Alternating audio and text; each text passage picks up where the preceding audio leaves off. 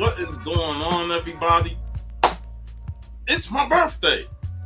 Yeah. Happy birthday, John. Yes, it is my birthday. I finally hit the big 4-0. I am in company with VV. Welcome to the club. I joined this club in July, and say goodbye to your knees and back in everything. They already told me Simply Incredible and Paul Costa telling me I'm gonna be feeling pain now. Yeah. But yes, today is my birthday, and we are back with another episode of Talking Movies. And today we are doing another double feature. We're talking 2 movies from my childhood that I thoroughly enjoyed, and I put it on VV to say, hey, watch these films because we're gonna talk this for my birthday. I was like, I ain't forget we talked Violent Shit 3, you know. Yeah, and that was a rousing ass video.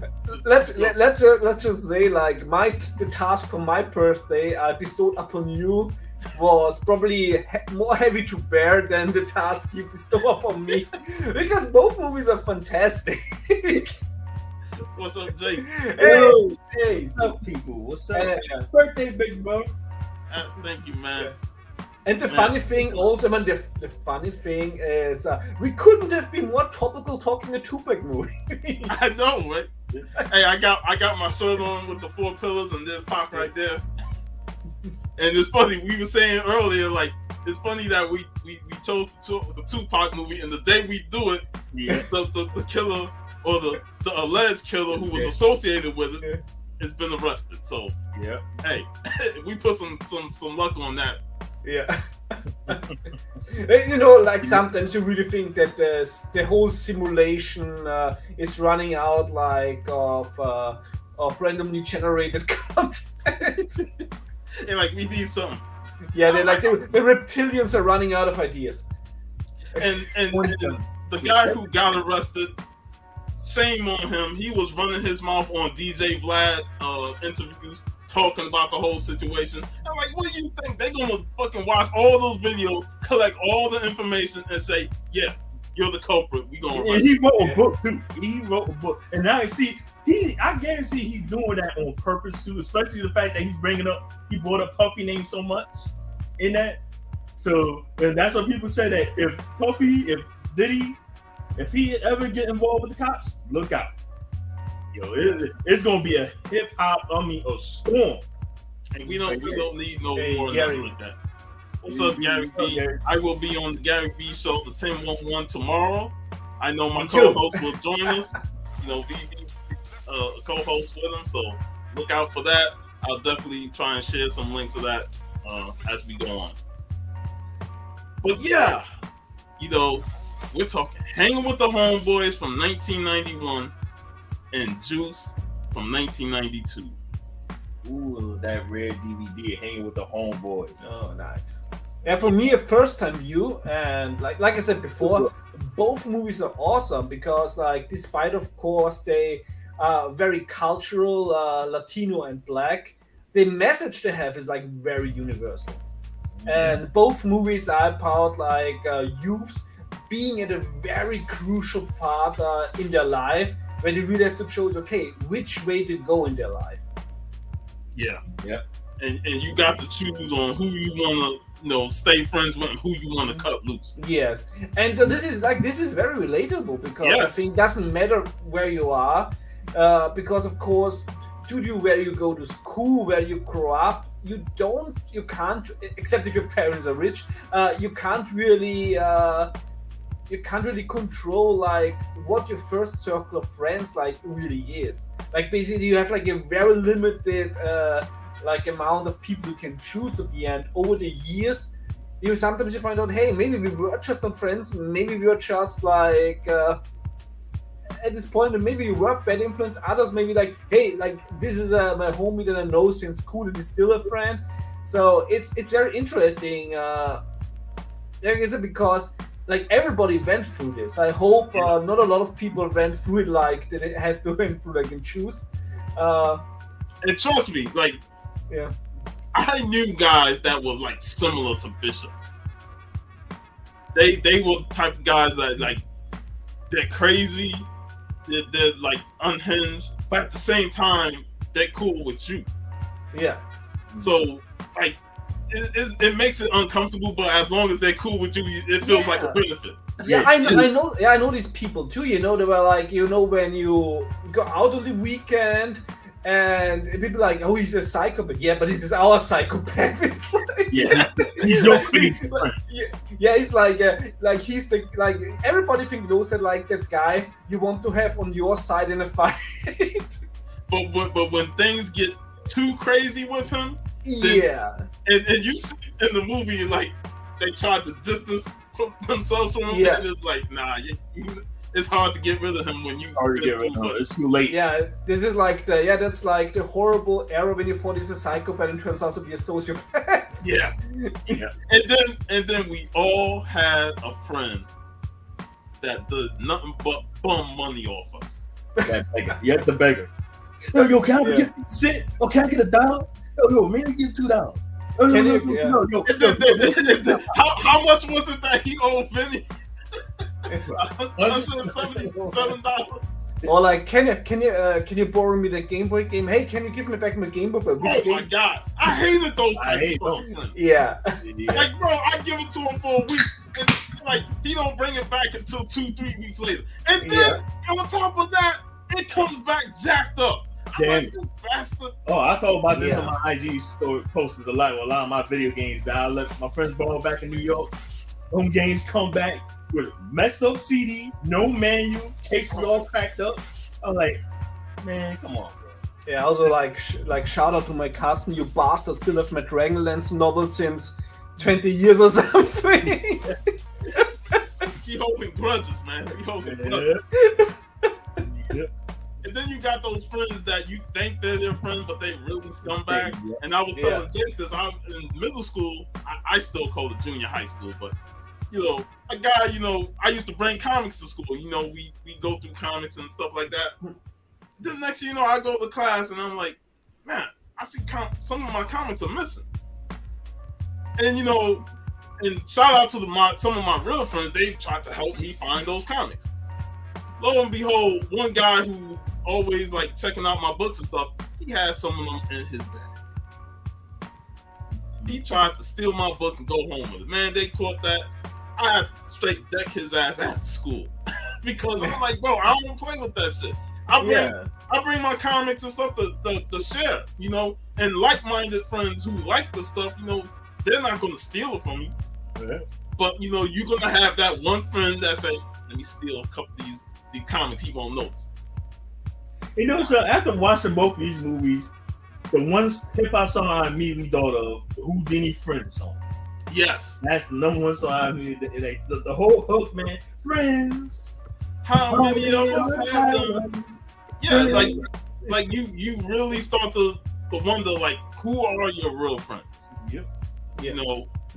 And that's what these two movies really show. You could be friends since you were kindergarten. And I like the line from Samuel Jackson when Q told him, hey man, you've known me since I was 12. And he said, I've known a lot of killers since they were 12. Yeah, that was a very powerful quote. And Samuel Jackson, very little role in that movie, but he made an impact on every scene. So you're gonna really already see his talent. Yeah. So let's start off with Hanging with the Homeboys, and I do want to say rest in peace to the director of the movie, Joseph Vasquez, who passed away of AIDS in 1995. You could tell this was a passion project for him. Yeah. And you could see it in the end credits when he said shout out to all his homeboys and his friends. You could tell that this movie was near and dear to his heart to talk about his youth and growing up with friends. And it's very impactful when you watch this film back and you man, you really feel not only the tension but the friendships, the times where you go and you hang out with the fellows and you have a great time, and you don't have as much tension as this movie had. And that's why I cherish the moments with Steve and with Jeff and Brian and all them guys, because that's what this movie felt like. It felt like an adventure. Exactly. This movie, I also really like the setting that it's takes place during one night. Yeah. But like one night, very often, like one night is all it needs to have like a change in your life. And this movie shows this so well, like how a group of friends, some get closer, others like live apart, and you always have like in this group of friends, two people might not be as close as the others, and there's like a tension. Hey, Perry. So it's very relatable, and it's just like it's sort of like a very easy watch, in the best kind of way. Hey, Jeff. Yeah. Yeah, I like how the movie starts off with on the subway train, and they ghetto theater. Yeah, ghetto theater. Yeah. And they do this whole tense fight. Everybody in the train is getting all antsy. It's like, oh my god, this stuff, like they about ready to run to the next car before they say, hey, this is theater, ghetto theater, and we. Guess what? That's be going on right now on IG. People be posting all these fake reality stunts. Yes, yes. And they be doing that. And that's what they did in this movie right here. Yeah, and then it comes to reality. And also, social media. And I also think that the movie in that scene plays a little bit with the audience. It's like it's a movie about like Latin and like youth, so you expect like violence, and it's like no, there is no violence. It's just like a regular night of 4 relatable people. Each of them has their flaws. Each of them like has the perks. So they're 4 human beings, and actually, like in the movie, is also that there's nothing all too traumatic or like fatal happening, but nevertheless, it's so captivating. Yeah. Yes, it is. That's what keeps me going back to this movie, is that there's tension between the friends and there's always going to be arguments. That's like everything, but it's captivating to watch from beginning to end. One night, them starting in the Bronx, and then they say, "Let's go to the city in Manhattan," and you see what transpires, throughout the movie, and it keeps you engaged. Exactly, and I also really love that true to the character of Johnny, played by John Leguizamo, that basically the movie also gets like it's basically like the clock starts ticking, because when he getting the chance to go to college through the program, and he says, "Oh, maybe I'm gonna do it next year." No, you can't do it next year. It's like the last year you are like young enough to get into it. So it also makes the whole thinking process for the night for what he's want to achieve in life. Like a tense, but like not tense like in an action movie, but like tense like in a realistic way. And how he has the thoughts about college, but then he wants to ask his friends. And they say, "Oh, college ain't shit, it ain't worth going," and stuff like that. And he starts to feel down on that, because he's like, his main co-workers trying to imply and put it on him like, "Yo, do this college, man. You're smart. You can do this." But then his friends is like, "It ain't worth shit." And then, he has second thoughts. But then, come the end of the movie, he realized, like, you know what? Maybe this is the best course, especially after he talked to the girl. Yeah. So, because sometimes, you get, of course, authentic opinions from your friends, but they might not be the best, because what they want to achieve in life, maybe not your goal. So I totally get it, when, for example, when Vinny says, he was 2 weeks in college and it was not for him. But it was not for him. Yeah, it wasn't for him. Yeah, it for sure wasn't for him. Definitely. Yeah. So, but that doesn't mean for that wouldn't have been the right path for Johnny. Yeah. I love the character introductions. Yeah. Like, Vinny's my favorite because it defines who he is right from the gate. A man that makes promises to women that he can't keep. Yeah.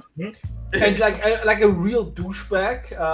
But what I also love about this movie is not just, hey, this is Vinny, this is douche, but this is clearly like the worst of the four. But like it also adds like a scene where he explains why he is the way he is, and he was not always like that. Yeah. And he goes by the name Vinny. When his real name is Fernando. And he's he is ashamed of being a Puerto Rican. Mm-hmm. And I think that's an underlying fact that this movie highlights. Somebody who's ashamed of what they are and who they represent, and they want to be something else. And I can imagine maybe he saw some Italians like Sonny in Bronx Tale. Yeah, I was saying he wants to imitate their, he was lucky if you knew, he probably grew up around Italian, and especially in the Bronx. You know, the Bronx, South Bronx, most Puerto Rican, but more on the northern side is more Italian. Yeah. So he probably had the influence of all the mob movies.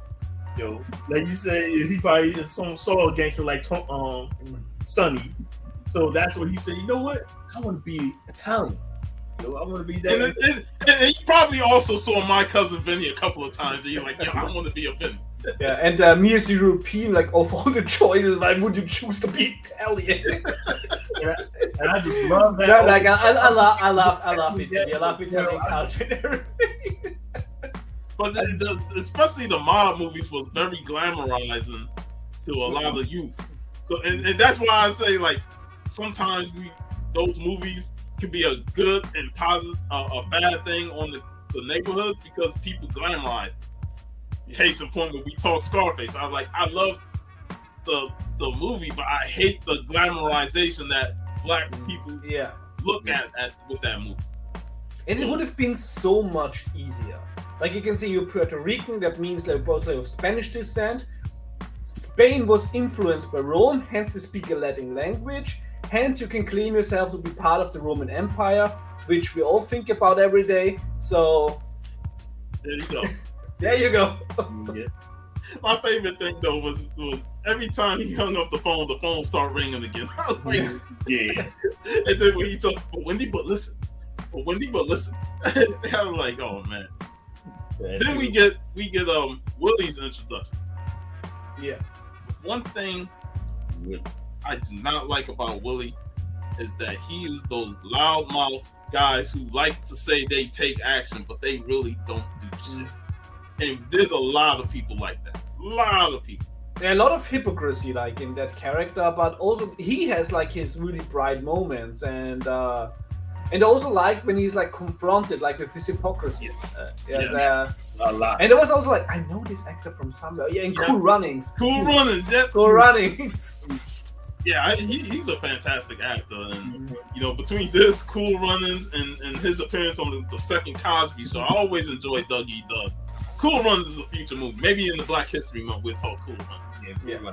John Candy classic. Yeah. Then we get Tommy, the one who has the most aspirations of the four. He works as a receptionist. The one with the car. The one with the car. The one who had a girlfriend. Had a steady job. He had a steady job too. So yeah, he was like the only one with a steady job. You know, we'll get to Johnny, but he had aspirations of being an actor, and I like how he keep bringing up. He almost had a part in Rain Man. Almost. And we'll get into the character comparisons to the second movie a little later, but I think his character was a great influence, that he had something to rely on. You know, he does acting school, so he wants to be an actor. And while his friends clown him because his Shakespearean style acting and stuff, you can't fault him for wanting to do something like that, because it's a passion. It's something that he wants to do. And also he's smart enough to keep like a steady job to fall back on. Yeah, exactly. You know, so he has the money to make, so he can continue to push towards that goal of becoming an actor. He had the most money of any of them at the night. And he know he had to pay a lot for his car getting fixed. And then we get to Johnny, the most naive character, but yet he's a character that is also related, because we all go through this type of emotions, when we're young. And yeah. I like how Vinny say he's always depressed talking about Chinese people and stuff like that. And then five seconds later, he's talking about Chinese people. And that he blames Willie for bringing him along. Like, who's responsible, right? Yeah. It's also like so it's so relatable. It's really so relatable. Yeah. Like, the dynamic, that's what you could tell that Willie and Johnny, they were the most closest between the four. Yes. They were definitely the closest friends between. Like, that they had to have a long history, especially childhood, growing up. Yeah. Whereas they were more together. Yeah. And usually, like, Willie was always looking after Johnny. Sweet. But yeah, you don't know the age, like the actual age of the characters. I always felt that Vinny and Tommy were old, and Willie and Johnny were almost like they probably like years younger. I thought like maybe they're like early 20s or something, like after school, like somewhere between 19 and 21 or something. Yeah. Around that age. Probably more 21, but because like you could tell, like Vinny and Tommy are a little bit more established. Yeah. And then Willie and Donnie are just like they're in their early 20s. They went to college for a bit. Yeah, Vinny and Tommy went to college. Yeah, so exactly. So like both, like it's like basically their first experience in the working world, and they're still like not sure like what is the right path. But Johnny has this crush on a girl that comes in the supermarket all the time, and again, you understand like somebody that's like awkward and doesn't really know how to present himself to a woman, and that's where like Vinny clowning him about, you probably ain't never seen no pussy and stuff like that. You wouldn't know what to do with it if you saw it. It's so relatable because there are friends that'll tell you that. And then you yourself, you never really experienced it, so you don't know how to like react to it. But in the case of Johnny, he's like head over heels for this girl that comes in the supermarket. And he really don't know like what she's about, but he just has this low key crush on her, and he asks her out for a date.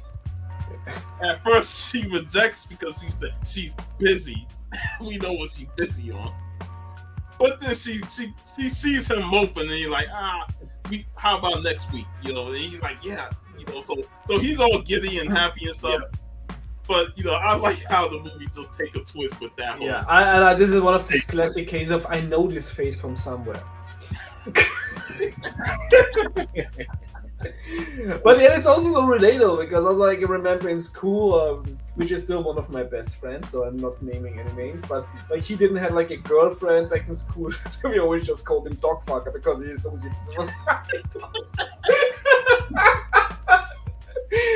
And we always changed like his folder on the school network also to Dogfucker. That's what friends do. Like.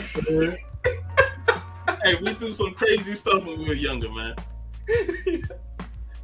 Like when Willie goes visit Vinny, he got all the shaving cream on his head and stuff.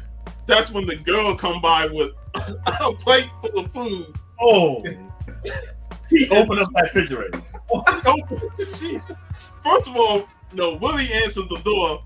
And he said, you talking about Fernando? And Vinny, no, it's Vinny. My name is Vinny. Trying to cover up the fact that, he ain't Hispanic, he's Italian. And then she gives him the plate. This man opened up the refrigerator. There's a whole goddamn refrigerator filled with the same plates. Yeah, and we find out that Vinny gets his money from all the girls that he leeches up on. And I would not be surprised that apartment he's staying in is under a girl too. It's not even under his. I would not be surprised. I agree. I would not be surprised. It's a possibility. I wouldn't rule it out. I wouldn't be surprised because it's never established that he works. Yeah. He gets all his money from all his side chicks. And he's got plenty of side chicks. Yeah, he's clearly established as as the most douchebag. Oh yeah. Yeah. So like I said, I really like later when they also really flesh out his character and show like the villain origin story. So him and Willie talked, and Willie said we gotta have Johnny there. You know, Johnny's my right hand man, and Vinny said, "Fuck, man, we gotta have this depressing motherfucker." I'm saying like that's what it is, because there are friends that you be like, man, we really gotta hang out with him. Yeah. I had and that. it's like, Yeah, probably that goes like you always have like this one guy where it's like, Yeah. I know it from role play sessions, you know, pen and paper, and it's like, oh no, that one guy's coming too. I know, right? It's like He's cool. He's Probably, cool. So I accept him, but I just Probably the others thought that about me too. And I know, see, if I was in that situation, I'd probably be the same way too. Saying that, man, why Johnny? Why did I break Johnny, man? I know this dude. You already know, because of his personality, his character traits, he's gonna bring things down. Yeah. Like, these guys are outrageous, but yet Johnny's the one that's and you're like, man, do we really want him with us? Because you know we like to be flashy, we like to be more outgoing, but then Johnny will just bring the mood down to a screeching halt. I think also we all know that. I mean, I maybe was not the most sensible person, so I also had a friend who was always bitching about some, you know, feelings and stuff. And so it was always like, I can't talk to you anymore. It's like, it's boring. It's like real men don't have feelings. Girl like that in school when she was just constantly yapping and all about her personal issues and stuff. Like, I don't want to hear about this. Just move away from me. Hey, come on. We're here to have a good time. Don't bring up none of that depressive shit, man. Yeah. I don't want to hear about your shit. But again, it makes for a great movie because then you get these characters to get together. Now I love when they go to get Tommy, and we all know Tommy. The number one reason Tommy's got to be hanging out with us because he got the car. Yep. And every homie says that man got a car. We gonna ride with him. Yep. Yeah. So you know, we always like even in my late teens going into my 20s, they like, who's got the ride? Who's got the ride? Who we riding with today? We ride. So you know, and the worst thing is when the guy who has the car and you go somewhere and then the guy gets drunk and it's like, well, he's the only ticket home. It's like, that's a problem. The designated, like, that's like nowadays we do a designated drive. Like, yo, when you come back, you don't drink nothing, so you make sure when we come back on the road, you be the only one that's clean, so you can drive while we all passed out, drunked up and stuff. And that was one of Tommy's flaws. Yeah, alcohol. You got to have alcohol. Mm-hmm.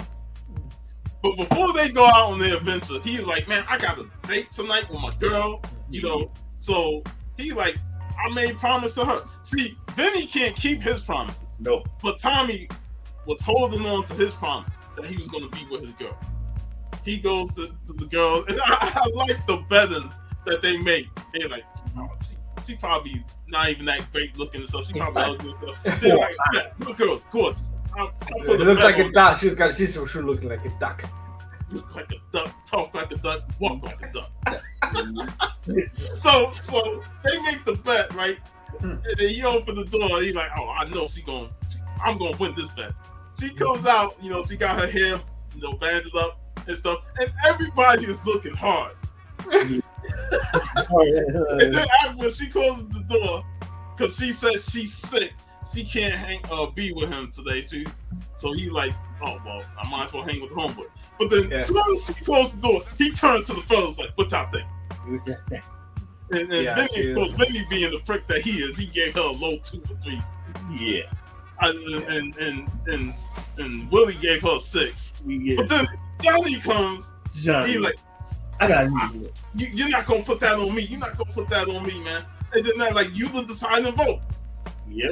I ain't get a good look at her. Yeah. Oh, but you know what's so funny when watching this before, when they discussed the bet, and it's like if she's good looking, and on a scale of 1 to 10, and it's like, but like when she said like she has to be at least in a no, that's too high. Like at least it's like at least a 5. Like and then it's like And I was first on like actually I think like a 7 is like a very, very fair Very fair number. The 7 is good. He's good looking. She's 7. Yeah, it's like a strong 7. Yeah. But at the end, she turned out to be a 0. Yeah. Yes, because turns out she was sick for the D. Yeah. But yeah, I right there it established these guys, their camaraderie and their so-called friendship that they want to make a bet on if the homeboy's girl look hot. And Johnny, being so conflicted because he didn't want to be a decisive vote, he gives her an 8. 8. And Tommy's like, yes, I ain't got to pay, I win. And Vinny's looking at Willie like, you know who's responsible for this, right? Yeah. So they go out on their adventure, and the first thing we notice is Vinny being Vinny. Yeah. Pulls out the condom after talking about the old women. Super condom. Not just the regular condom. A super condom. This shit will knock that shit right out. If she have herpes, man, super condom will protect. I love that. I love when the chicks and the chicks just want to get rid of him. She's like, I have herpes, and he's like pulling out this. Like that's what. You got herpes, you still hit it. That just shows you how down low he is, man. That was a classic debate club move. Well, the first thing they do, like he's hollering at one of the girls that's walking on the side of the street, and then the older man, the father come by like, what? You talking to my daughter like that? That guy had a fantastic aim, like aiming at a moving object, a vehicle. Hey, he was tossing the wreck that car, man. Yeah. Tommy's like, man, don't be getting people to throw shit on the car, man. So he drive real fast. Yo, drive fast. And then another classic, and this is where I get my little subtitle. I'm Dominican. They see a couple of girls walk in the building, and then they hear the music when they stop. And they're like, oh, somebody having a party up there. And then Vinny was like, we're gonna go up there. And like, well, they don't even know us. They'll just say Jose sent us. They go up there, they knock on the door, and she opens it. He's like, who are y'all? Oh, we're just a couple of friends, man. Jose sent us. Man, almost every guy in the party turned on. Jose turned like that part right there is 100% factual truth. The amount of Puerto Ricans or just Hispanic people overall that he hear the name Jose. Like, he's like, I remember one time we had a joke about this in school. That, you know what? How often do you hear the word Jose? Or just the name Jose? And you're tired, like, all right, man, I hear Jose like 4 or 5 times a day. And at one point, I think this was back in 8th or 9th grade. I think it was 8th grade. At one point, there was 7 kids in the same grade, 7 guys named Jose. We literally, at one point, I remember one of the teachers told me, I'm just going to start calling y'all by your last name. So I remember we had 3 Jose's in the class. That was on point. And that movie was 100. Let's just going to say Jose Sensei. Yeah, because everybody's Jose.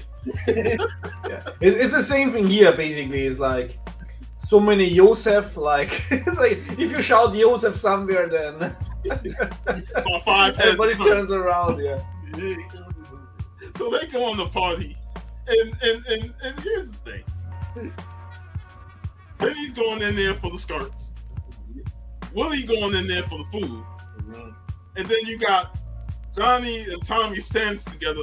Johnny's getting into the salsa, the dance music, the salsa, and Tommy's like, "Man, I like Spanish music, but I don't know how to dance it." We get the most awkward ass dance off. Them 2 dancing together, Johnny teaching Tommy how to do Spanish dance, and I'm like, I think that is the only unrealistic scene in this movie, because that probably would have started a riot. If 2 men dance together, they would have got thrown out just for that alone. Yeah, that alone, especially in Hispanic dance. Yeah. And then a couple of guys start seeing Willie, stacking all the damn sandwich meat. Man. Oh. And they like, man, who sent you? He like, Jose. Well, What is Jose? What is his last name? Vasquez. Morales. He going through all that. And they were grilling him for that. And then he said the worst thing that he could say. I'm Dominican. He's like, you're Dominican? Man, they just jacked them up. You know, Johnny and them tried to help out, and they got all tossed out the party. Man. I was like, oh, in New York, Puerto Ricans have no love for Dominicans and Colombians. Oh no! If you so stay away, you out the party. You may get your ass stumped. Especially Colombians. Colombians are the one between them Puerto Ricans and Colombians. They battled with each other back then. Because it was so funny when they said like Latino communities like, oh, probably all these South American countries and Middle American countries must all love each other. Like, hell no. You don't get started with the Mexicans, man. But yeah, they get tossed out that party, and then they see one of the guys, and they're like, you know he's a high roller because he's driving a fancy car and he got all the jewelry and stuff. And I like how Johnny just notices all that. You know, it's almost like he's envious of his high class status, even though he's dealing drugs on the side. Because there ain't no way you riding that flashy and you ain't a drug dealer. You ain't get that shit from a regular job, bro. Well, let's see the rapper. Yeah, that's right. But he said, yeah, Manhattan is popping. That's where everything is going down. And I like how Willie is adamant about going to Manhattan because he'd rather stays in the Bronx. Stay where you're comfortable at. But it's also because when he was at social service before that scene, when they said, you have one last chance, but you have to get to Brooklyn. Gotta go to Brooklyn. Like this is Brooklyn. It's like that's like the other side. It's like the other side of the world. Yep. Oh yeah, there's a classic line in that scene where he tries to throw out shade that, you think because I'm a black man, you ain't gonna give me a job? I guarantee you, if I was white, you wouldn't call me a bum. He's like, well, if you were white, I call you a white bum. Yeah, a white bum. No, a bum is a bum, no matter what. Right? You're a bum. We all have our assholes and lowlifes, like everybody. Every culture has that. Right. Yeah. So they take the trip from Manhattan, and instantly want to start some stuff. And shit, I forgot what was the first thing they did in Manhattan before the accident. What was the first thing they did? Did they went to the porn? They went to porn theater. Yes, the porn theater. Oh yeah. When they found out like Times Square. First of all, I remember the last time Times Square was like that. Oh. It was the early '90s when we went. They still had the peep shows. Oh. And the X-rated video stores. The shops. David Dinkins, who was the mayor before Rudy Giuliani, was in the process of cleaning up Times Square. Then he lost to Giuliani, and Giuliani pushed forward, and he just completely changed Times Square to the entertainment hub that it is today. Yeah, man. Little did they know that the internet brought us old porn. Yeah. Enough of the stores. We're gonna put all of it on. Yeah, because let's be real. 4 guys trying to squeeze into a peep room to see just a second of a porn clip. Nah, that's not happening. Yeah. And then somebody dropped the quarter. Oh, I dropped the quarter. Oh my God. You don't want to pick it up you don't want to pick it up there. Oh no, bro. Oh, the floor is sticky. They finally get the quarter. They put the thing in, and the porn movie comes on. And the first thing you notice is that one of the girls in there is the same girl Johnny got a crush on at the supermarket. Yep. Instantly. Dreams shattered. Yep. Instantly. He is distraught. He is down. He's like, how how can my sweetheart, a girl that I got a crush on, be in something like this? This innocent virgin. Man, he starts to push and he gets out of there, and this is where like Fernando just had it with him. I call him Fernando. I'm going back and forth. Vinny, Fernando. But I also really laughed at also the scene where Willie shows like some social like wisdom, like when they said, "Hey, did that girl told you that she's innocent, or is it just like you make it up in your head and you project on her?" So that was like I laughed that every character gets at least one of a moment like where they can shine, and it really like highlights that some of these guys could be douchebags, but they could also be real friends and tell you what you need to hear, and Willie was that for Johnny, but before that Johnny was depressed and moping and stuff. That's where Vinny really attacked Johnny, because he's like, he got scared of seeing pussy, so he couldn't handle it. And then, they're laughing at Johnny. Tommy's having a ball laughing, not paying attention to the road. Fucking wall coming up, and I love the reaction of Tommy. That shit is hilarious. This dude just lost it. And he hit the wall in his car. Right? I'm like, damn it, we lost the vehicle. We lost the car. Most important name. It's hilarious and scary at the same moment. You have an accident. It makes you wonder how fast he was going, but he wasn't paying attention. No matter how fast you going. I'm just talking about the way it seemed like the accident, the car was gonna really bash in, and they would have really hit hard. No whiplash. They just boom. And like, whoa. He was lucky that there was no cops around. Because imagine if they looked in that vehicle and saw all those beer cans. Oh, they've been screwed. That would have been night over right there. Yeah. That's why they say don't drink and drive. And Johnny chastised him earlier. He chastised him after the accident. And rightfully so. Because you don't want your friends putting your life in danger, like that. They all could have been killed. Yep. Doesn't matter the speed, like. Yeah, it does not matter the speed. Any wrong hit could be disastrous. But yeah.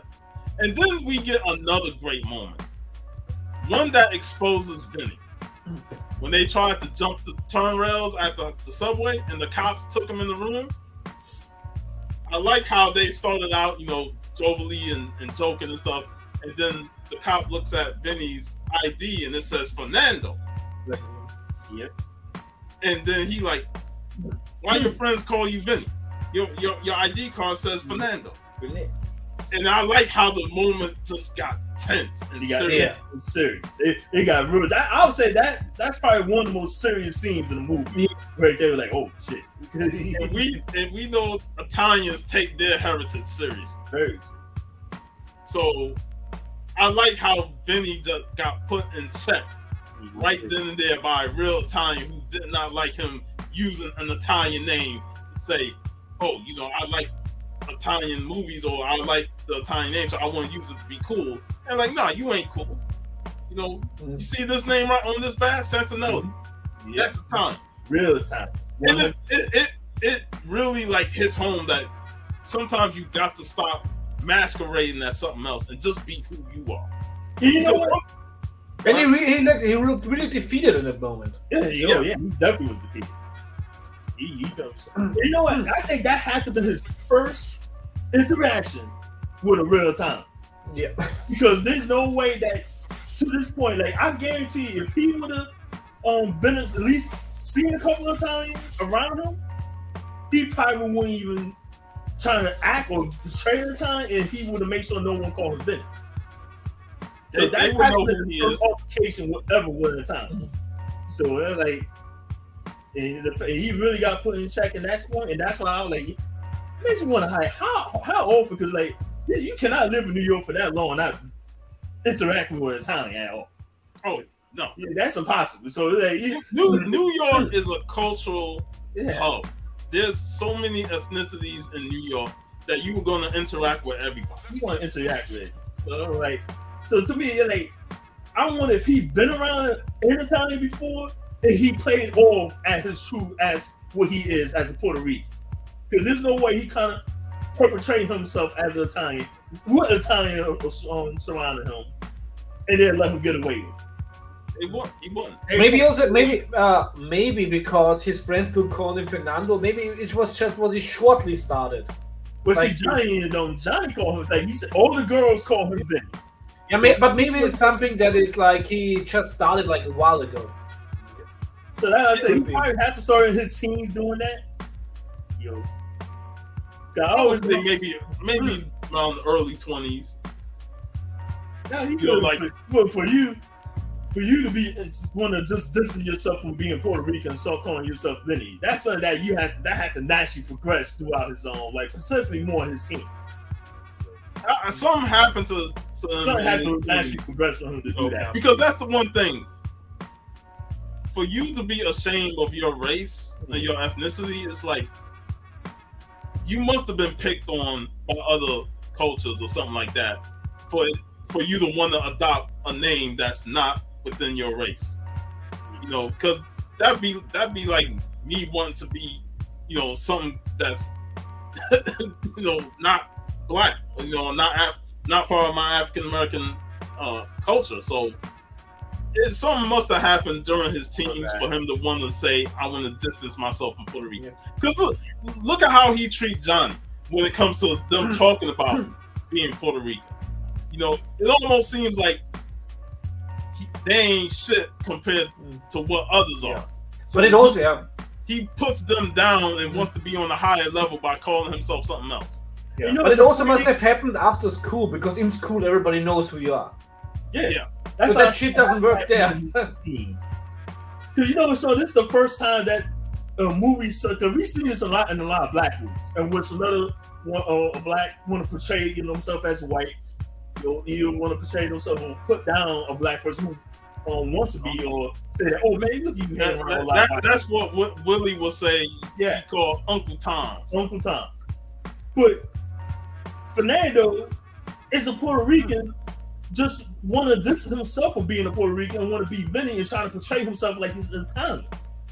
And like, we never seen that from the Spanish side in the movie. True. We never seen something like that coming from the Spanish side. I know it from I know it from a lot of like some Balkan countries. I think especially like Albania or like close to Turkey, where they're also like more Mediterranean, and they look like more like Southern Italians. That a lot of them do not be portrayed like as like East European, like as like they try to act like they're Italians, and they're also opening like pizzerias and stuff. Like I know that like from here, so they're trying to come along as Italian. also like there are a lot of North Africans, like from Morocco, so are trying to act more like they're from Sicily. Hey man, remember True Romance. That's all I gotta say.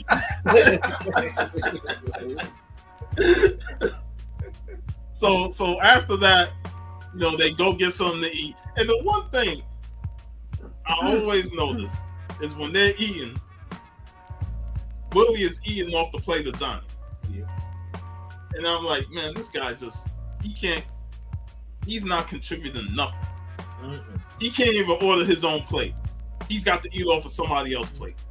It's little things like that. It's just like, come on, bro. If we're gonna get to it, because Tommy looked out for him for the whole night. Yeah, Tommy and Johnny looked out for him. Yeah, they Tommy and Johnny, like you said, Johnny is secular. I'll share my food with you. And that's why what's his name, Fernando. I forgot what scene it was when Fernando said he was getting on Willie Day. Man, you always got no money to put in and all that. Every scene. Then Tommy you said, I got you back, I got you covered. I mean, Tommy covered for the beer when they had to get a beer, 6-pack beer. So like I said, Tommy he spent the most money of all the whole night. Yeah. But this is where we get the introduction of the two ladies, and I like how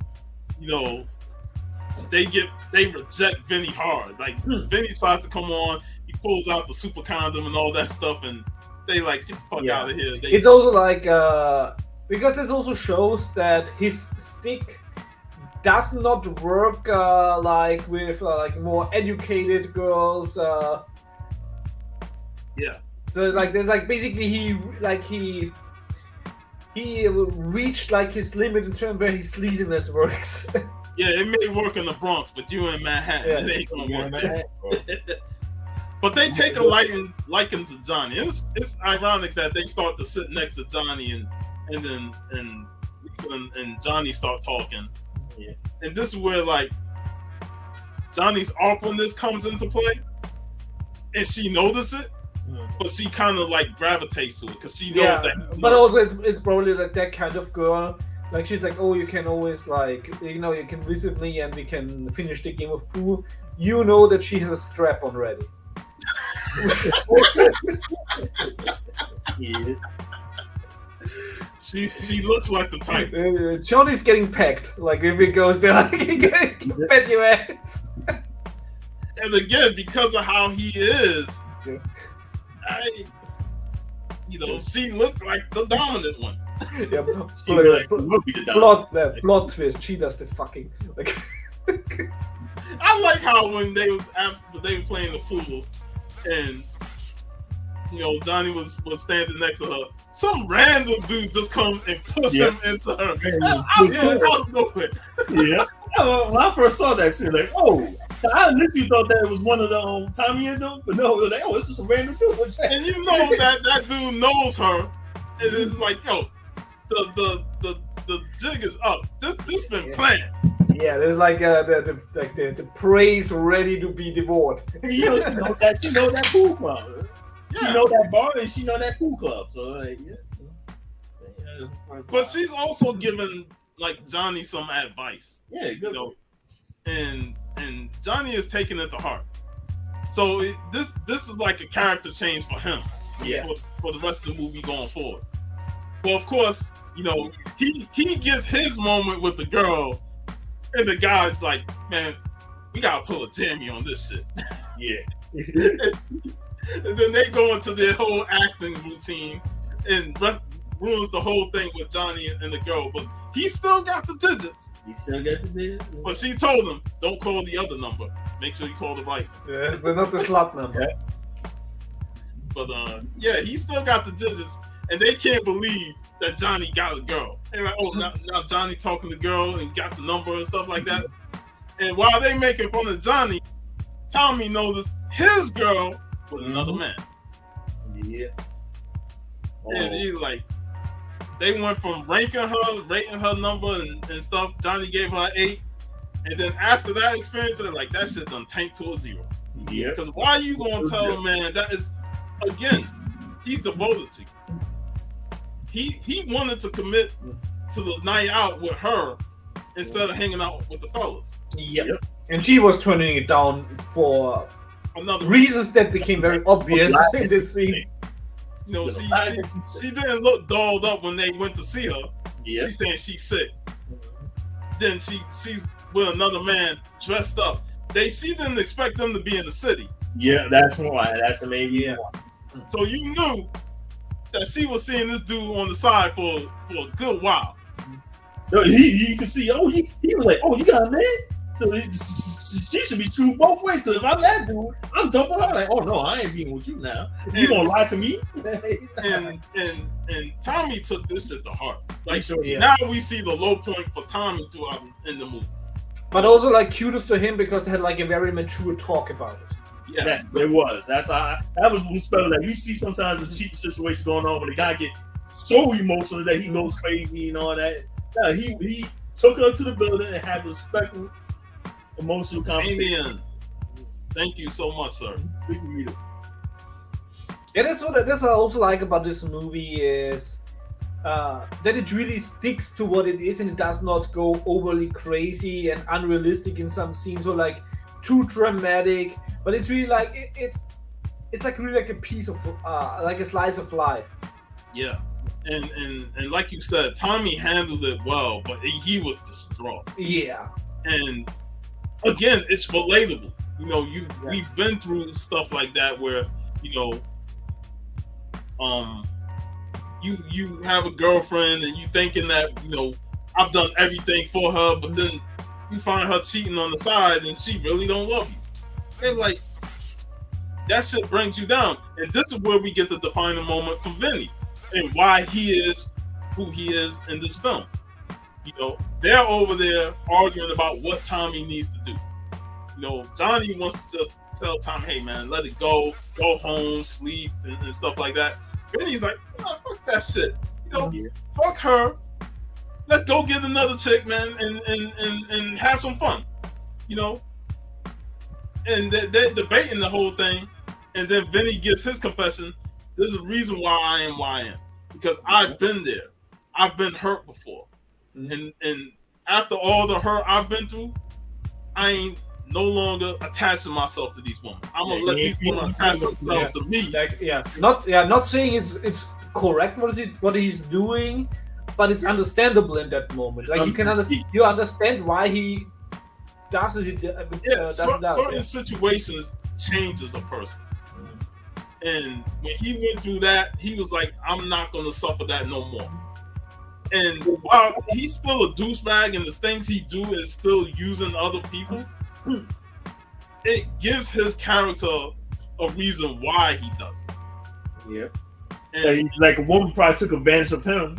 Yeah. He was probably devastated, heartbroken. He said, you know what, I'm going to take advantage of y'all now.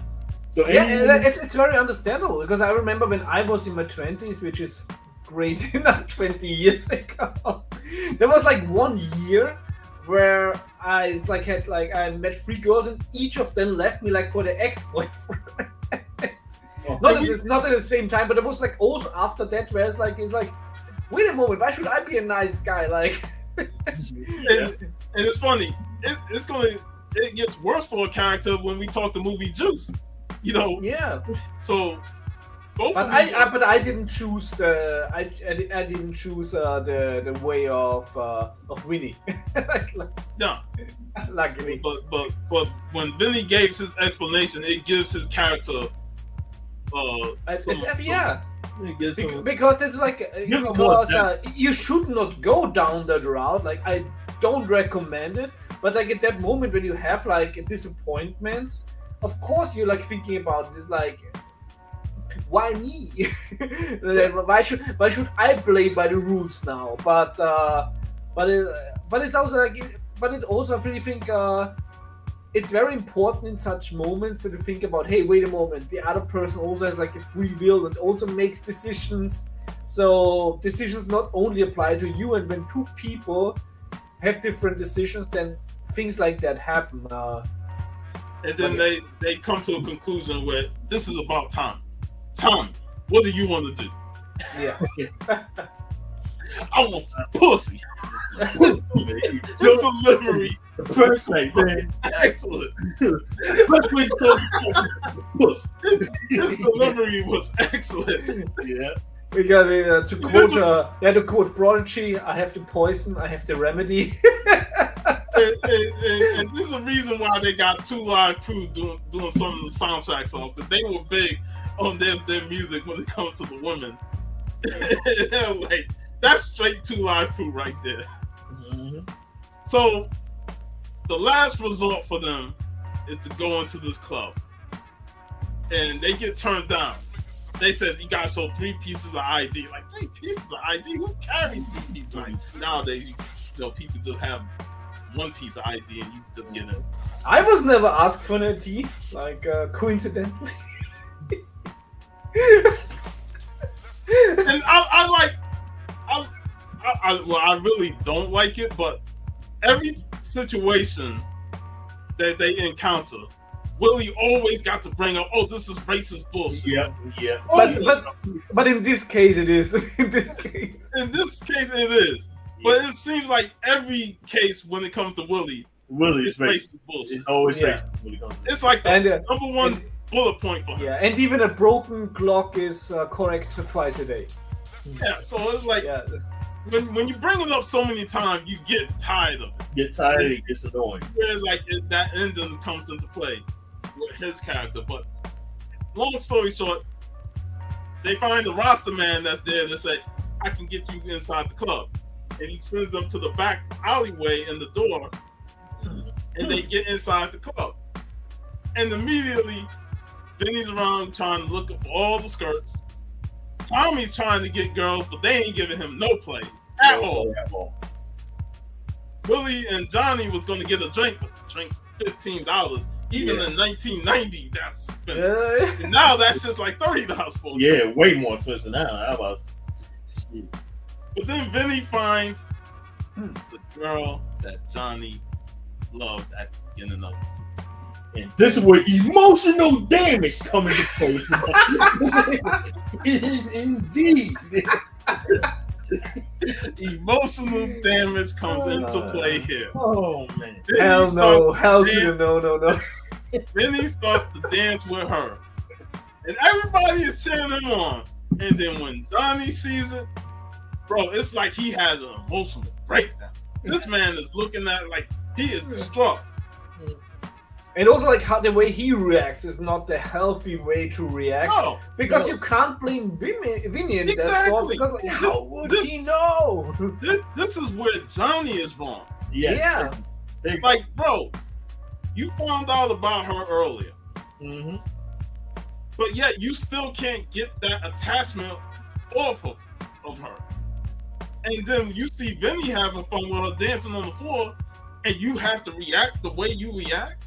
Yeah, I don't blame Vinny for saying you fucked up my whole night. Yeah, because you gave Vinny a bad night. Like, I remember when I first saw the movie. When I first saw this movie, I was upset with Johnny at this point, especially the fact that you just got with a girl who's not only more smarter than the girl that she's a intelligent woman that's giving you advice. But yeah, you still got this girl that you know is a slut doing videos for. Yeah. But this is also the good part about this, the good thing about this movie, because like I said, it shows like the weakness, the character weaknesses of all of them. So there is no one clear person there that is clearly the person that is that's really the protagonist that learns from everything, etc. No, like you see the journey for all of them, and there is no right way in that sort. Like this what makes this movie so interesting, and also I think this is one of these movies, when you watch it when you're that age, you can take a lot from. Yeah, indeed, exactly, and then we really get the blow up between Vinny and Johnny, and this is where, like, I can't blame Vinny for being upset. Mm-hmm.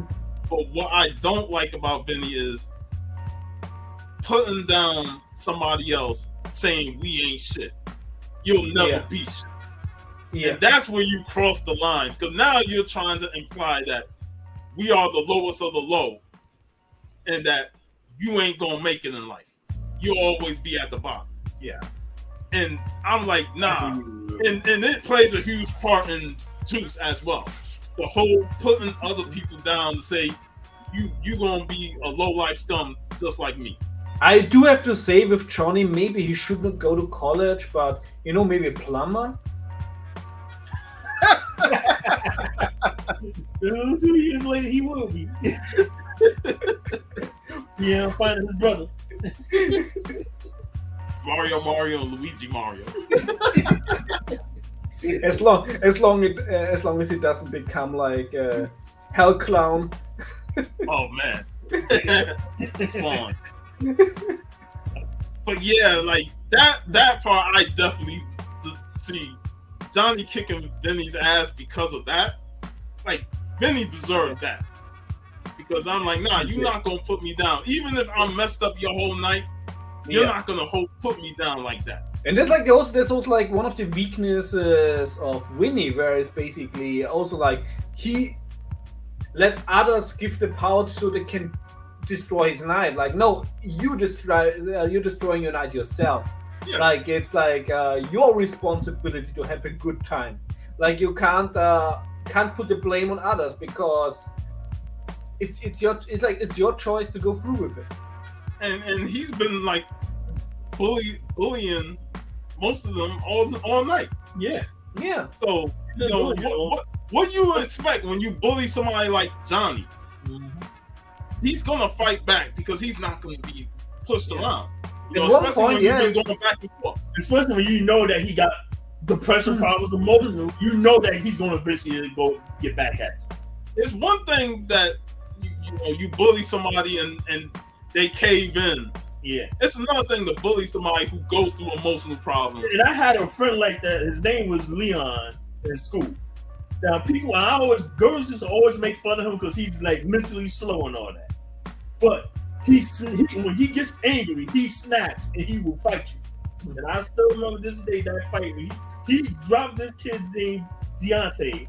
And boy, that was one of the most shocking things we've ever seen. That a kid that normally gets bullied around and made fun of, when he snapped, when he threw him down, started kicking him, punching him, and we had to break the fight, everyone was shocked.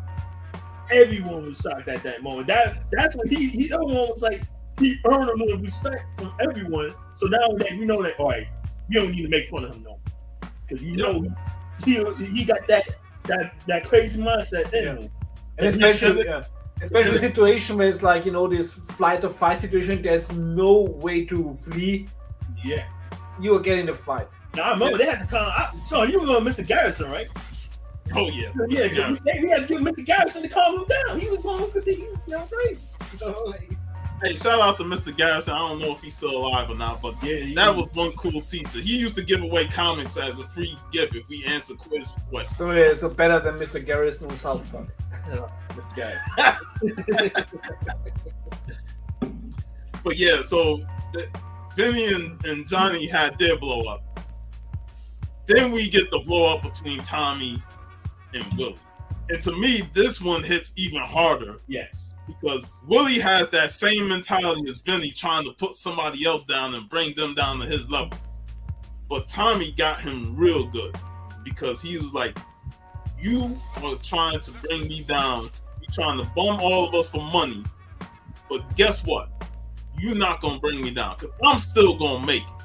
Regardless of how you feel about my acting, I'm going to make it. And if I don't make it, I'm going to die trying. Yeah, like it was like the small percentage that I would make it, like the small chance that I also think that was like a really good way, like to put like at the end of the movie, like this message. Go ahead. Because of the end of the day, of course, we all work within a certain like biotop, like where either it's easier to succeed or it's harder to succeed, but ultimately, if you don't put in your own effort, like nobody out there is waiting for you.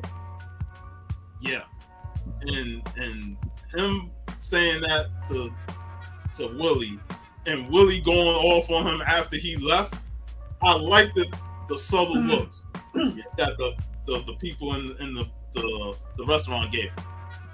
You see the older guys there, and you could take that as two ways. Number one, Willie is seeing his future. Yeah, those two old guys.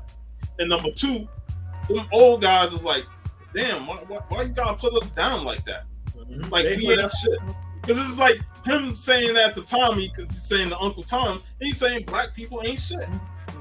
I even think like there's a third way to see it, like from the old people, that they see basically them being young again and having to face these decisions.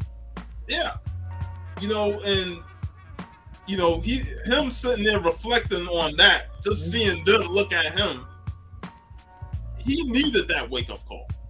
Because again, you can only get so far when you keep leeching off your friends. Sooner or later, they're gonna cut ties with you completely. Who's in there? G-Man. I am looking forward to seeing G-Man, man. We are getting closer. Can't wait. To when he comes down. Sweet. That is going to be a celebration. Ain't going to be no tension there, man. Oh, no. It's going to be a lot of hugs. And then the movie ends on a little funny note that Vinny got laid out sleeping on the concrete. Yeah. But yet he still got to holler at a chick walking by with her dog. Yeah, the ending also can be taken like that like basically Vinny learned nothing from that night. Yeah. And Johnny basically learned his lesson. and he gets home, and he pulls out the paperwork that his coworker gave him, and he starts filling it out. Yeah. Now after one whole night with his friends, he comes to the realization that he's not going to try and be a nobody. He wants to be a somebody. One night can change everything. Yes. And I love the little credits where the director gives shout out to his homeboys, his friends he grew up with. It's a nod to because you could tell the director experienced a lot of this.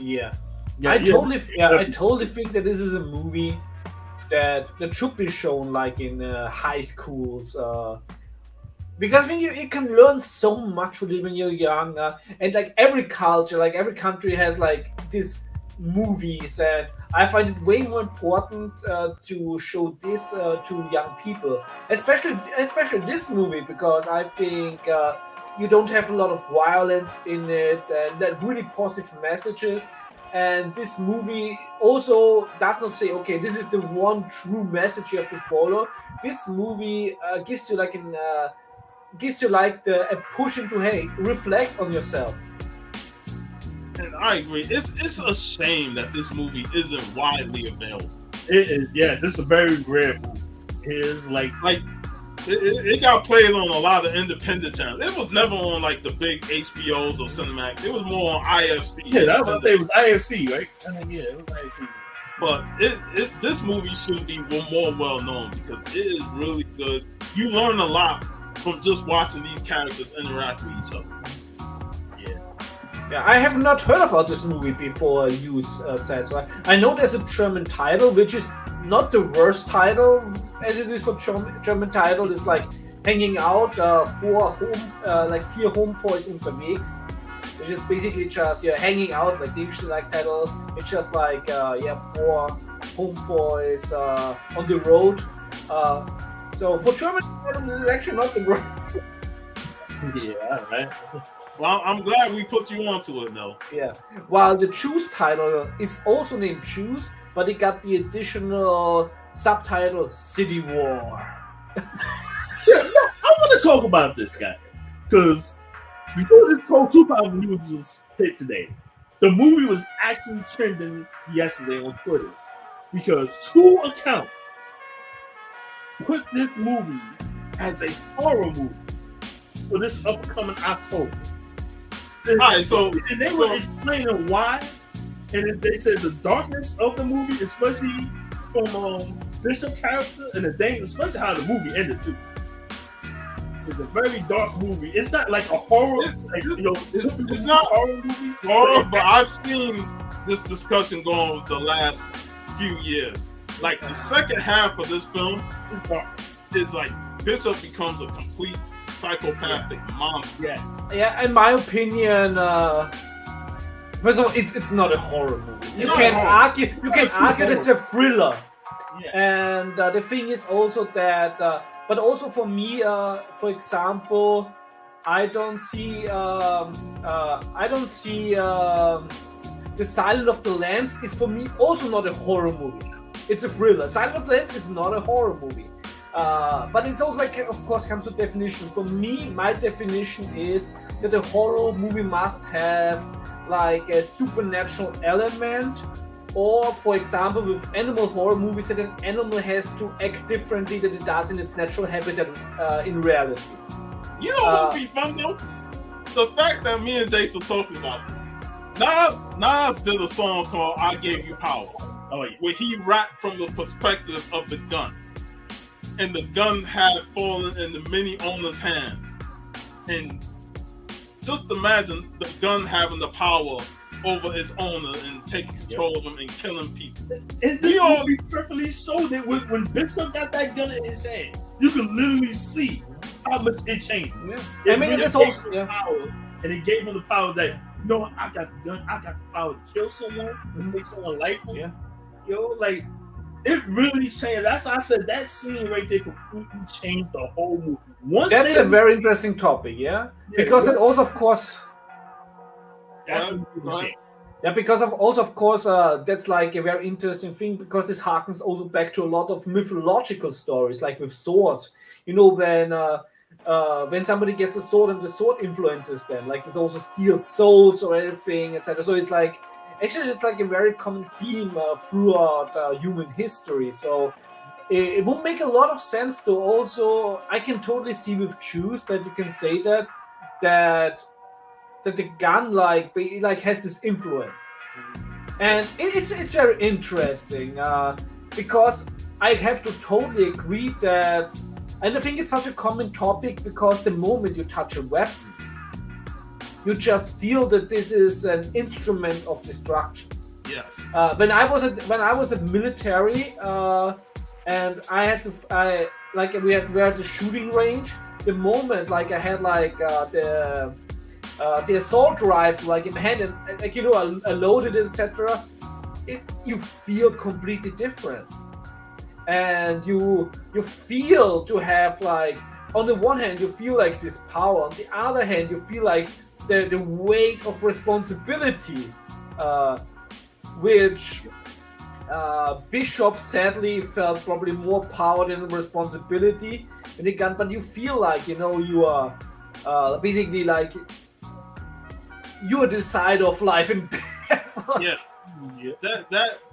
That's why it's interesting that when people talk about this a horror or not, I don't think it's a horror, but the horror of the gun is real.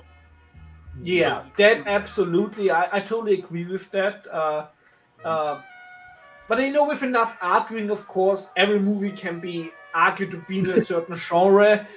So I would say, can you argue that this movie has like horror elements to that? Of course you can, but by no definition it's like a classic horror movie or something that you would expect when somebody says horror movie. But it's a suspense. But it have a little horror in it. The moment of Bishop popping up when he calls a lot of you say, what the hell? Yeah.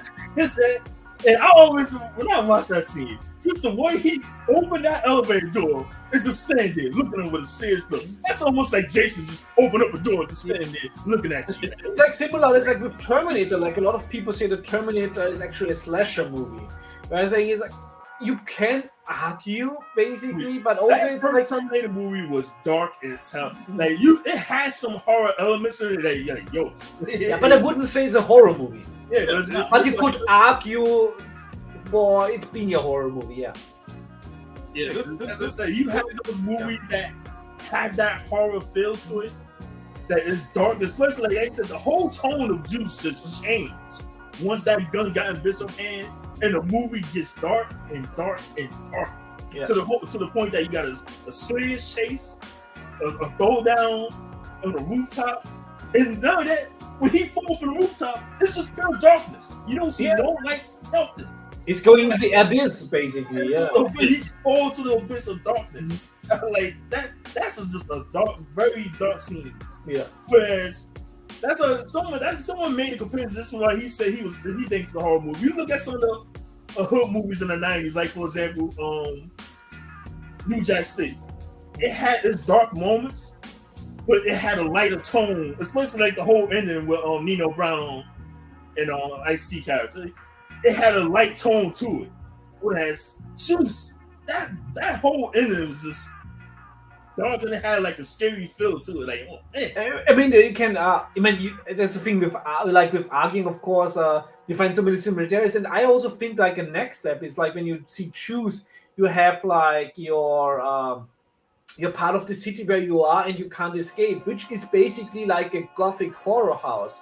Whereas also it's like you're in the house and you can't escape, and here is like the same. Like the crew knows that Bishop is coming for him, but. Somebody would say, just leave the city, leave it, but he can't. Like he can't get out of.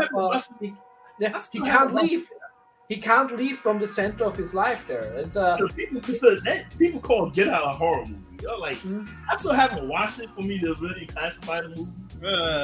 But I think Get Out is a horror movie because you have the trope of the mad scientist in it. Yeah. So that makes it a horror movie for me. All right, so let's talk about the movie because we can go on and on about what's exactly. I will say it's this is a discussion you can have like for weeks and weeks, and nobody's wrong or right. No, I'm not gonna include this in my horror movies when I do some movies. Yeah. But this movie has 4 friends in their late teenage stage.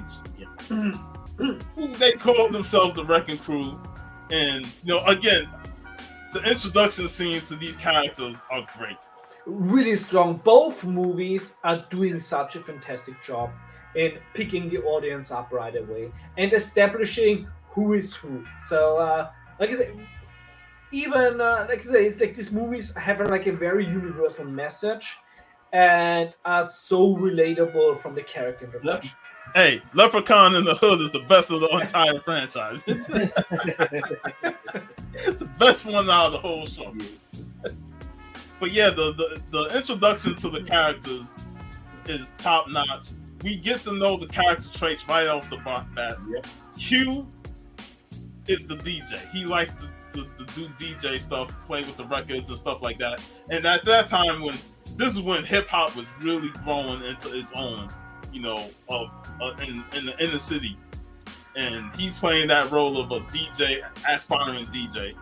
Steele is like, he's kind of the lazy, just tag along guy. I love the whole father pointing down at him. You gotta get up your butt, clean up this room, and go to school. Yeah. And then his mother calling him from his house. You better come fix your bed. And like, that's typical mom. If there's one thing you don't want, is you kept going out the house and your mom yelling, "Come back and fix your bed," when everybody else in the street can hear that. Yeah. All right. Man, you embarrassed that, bro. Yeah. Then we see Khalil, and he's like already like established. Raheem is established. He's messing with his sister and stuff like that. But the most fascinating one is Bishop, because we see him standing there looking at his father, and his father's like in a trance while he's watching TV, and you can instantly tell that something is wrong with his dad. Yeah. Yes. And when he put money in the father's pocket before he leaves, it's like, man, he's really going through it deep. Yeah. And I like how on their way to school, they get picked on by Radamez and his bully friends. And me and Jace was talking about this. Like, if there's one thing we can't stand about a bully, is a bully that has an entourage. Yeah. And even if you say you want to fight the bully one-on-one, you can't, because his entourage is going to be there to defend and help out. Yep. So it's like, Radamez is one of those guys where I hate these type of bullies, because they got to have their friends to help them out. Yep. Yeah. But one point I still want to say from the beginning of the movie, because I think that is like one of the genius parts of the movie, is from the character introductions in the beginning, most of the audience will instantly sympathize most with Bishop because of his father and the way he puts the money in. And then during the longer the movie takes, you take the sympathy away from Bishop.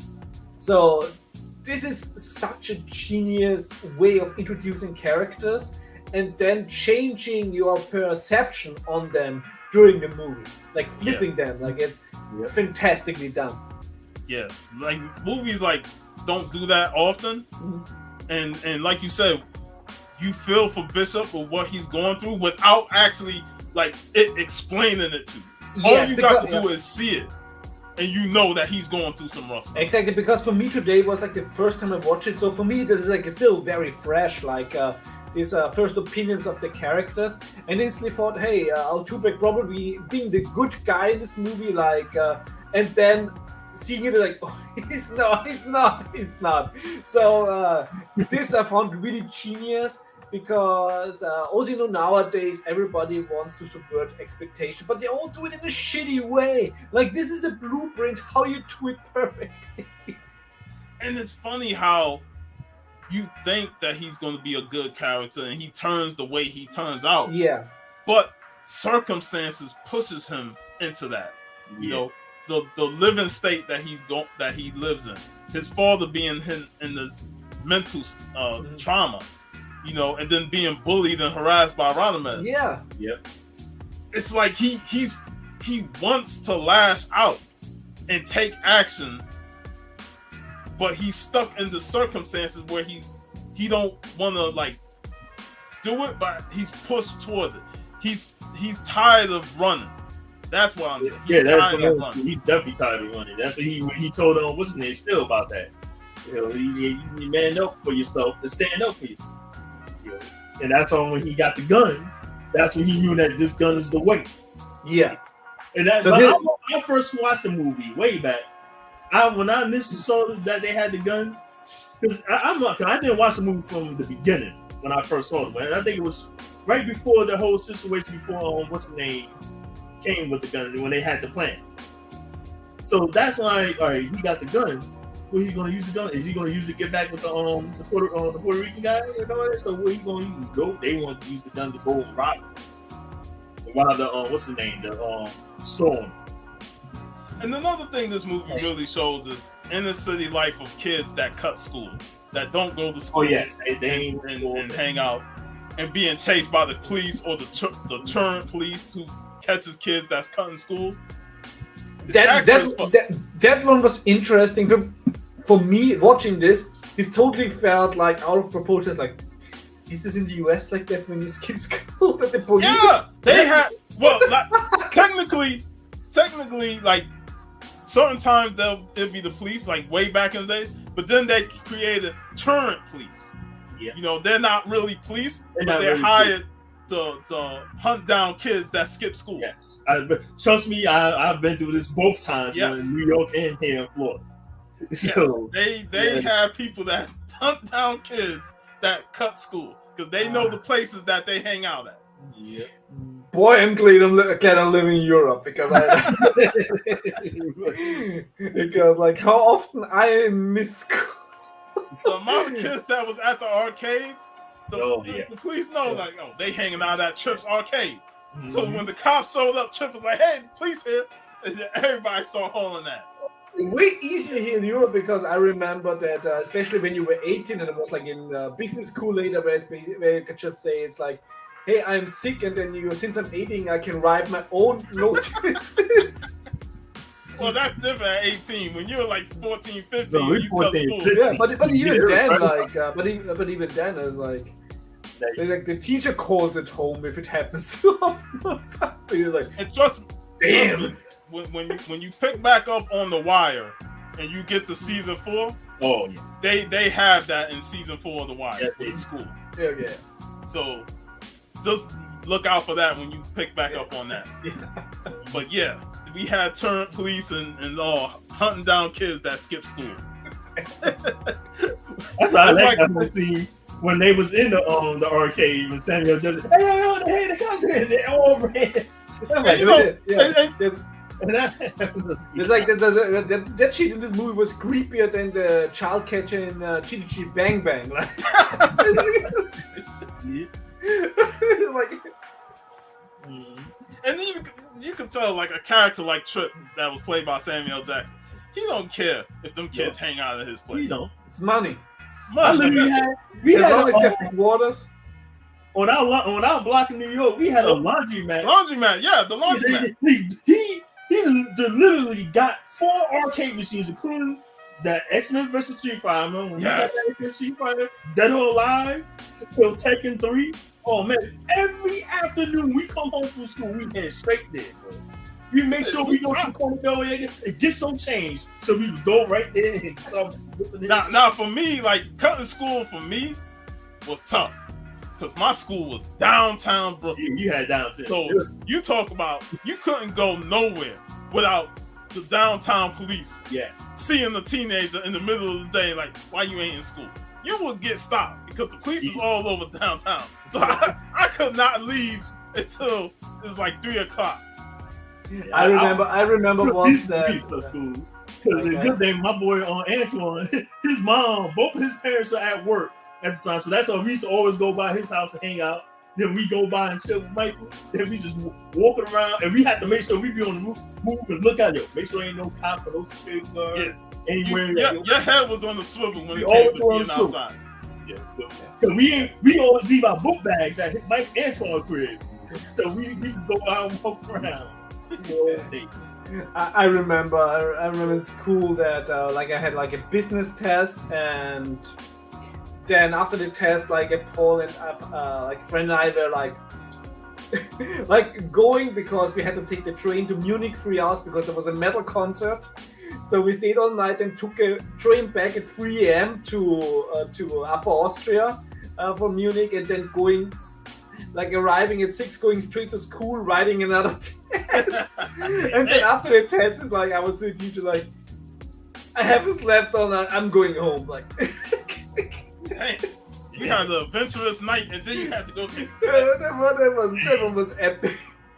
I know I would have failed that test. I know. Ain't no way. I know a friend of mine in school. We had like this school event where it was like it's like this, you know Krampus, the Austrian, the Christmas demon, etc. So like on the 5th of December in Austria, it's for every school is common. You have like a Krampuskränzchen where it's like a ball that is in the spirit of the Krampus, and you go there like you're organizing it with one of class of school organizes it. There's no alcohol allowed, but somehow everybody gets drunk. The teachers get also drunk, so it doesn't matter. And I know one of my school friends, like the next Monday in school, where like he came here, like he had like this scar here, and he was like stinking, like he had like still the suit on. He's like, dude, what mattered? Like he's like he didn't know what happened, but he woke up in a city 3 hours from there in the hospital, and he didn't even know how he got there. Oh man! Oh, those are one of those nights. Yeah, those are one of those nights. So while I like how Steele and Bishop are playing the game. The police come in. All the kids scattered, but still is so hooked on playing Street Fighter. He get caught by the police, so they have to take him to school, and they have to wait outside of the school for him to escape. I was like, man, I remember those days being chased by security, getting out. Yep. Hey, like, yo, we used to make a mad dash out the door just to escape the school. Bro, the things we did as teenagers was crazy. Is the police really that committed in running? Hey, if they want to catch you, they gonna run. Yep. The mountain running, that was common name in all the black communities in the 80s and 90s. Run. Like here in Austria, I've never seen a policeman run. But yeah, like they link back together. They go steal some records for Q. And then I like how after they steal the records, they go by this place. What's his name? Raheem says, "Hey, go get me some cigarettes." Q goes inside to get cigarettes, and he see an ex-friend. He's like, "Hey, what's going on and stuff?" That friend just got out the joint. He is looking to rob the place. And it's like, "You want a piece of this action?" Like, nah. No, I don't want. Which was a very wise decision. Yeah. Now, he made a wise decision. But Bishop wanted the piece of that action. Yeah. And this is where you can tell Raheem was the leader of the group, because he told Bishop, like, no, you don't need to be a part of that. They did little petty things like steal records and run from the police, but they was not getting involved with no violence. And this is also when we really went used, like when we saw, okay, Bishop is like not playing, like he's like on a very dangerous path. Yes. See you later. And even with, like, before that, with the whole thing with Radamez says something to Bishop that, kind of like really puts a stamp on what Bishop's father's going through. Something about, Bishop's father was in jail, and they probably raped him and all that stuff. And you could tell like Bishop really took that to heart because what his father's going through, it really like set him off. And another thing is Bishop relies on his friends to help him out.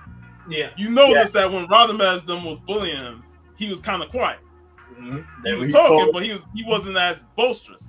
Soon as his friends came, then he started to talk. Yep. So again, pay attention later on in the film. Exactly, because that is like mirrors later, and I think this is also where Steele makes a mistake. Yeah. That like at that point when you say, okay, yeah, but we come to that point later. It's like, but it's very very important scene.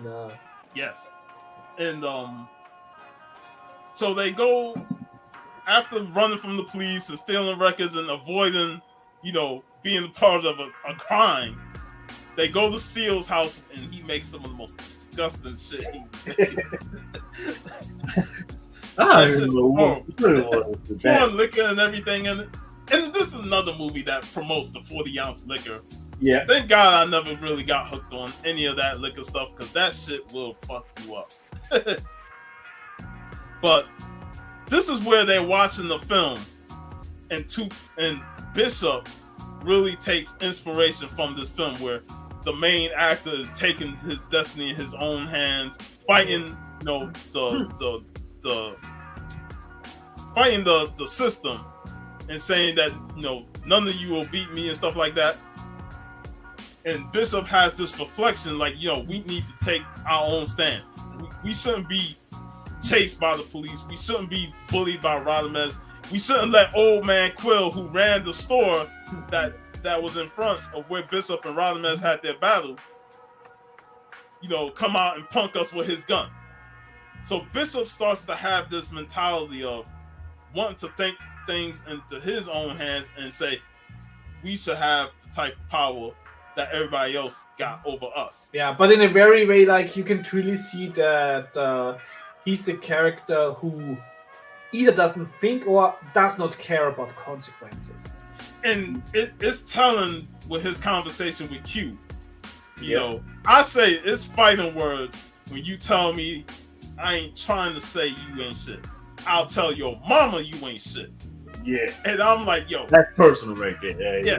Because now you, like, again, it goes into you trying to put me down to a pedestal that I can't get out of. I'm not going to sit here and tolerate that. And this is where you can see, like, the tension between him and Q. And Raheem steps in and shuts it down. Yep. Because Raheem, like, yo, we've been boys since the second grade.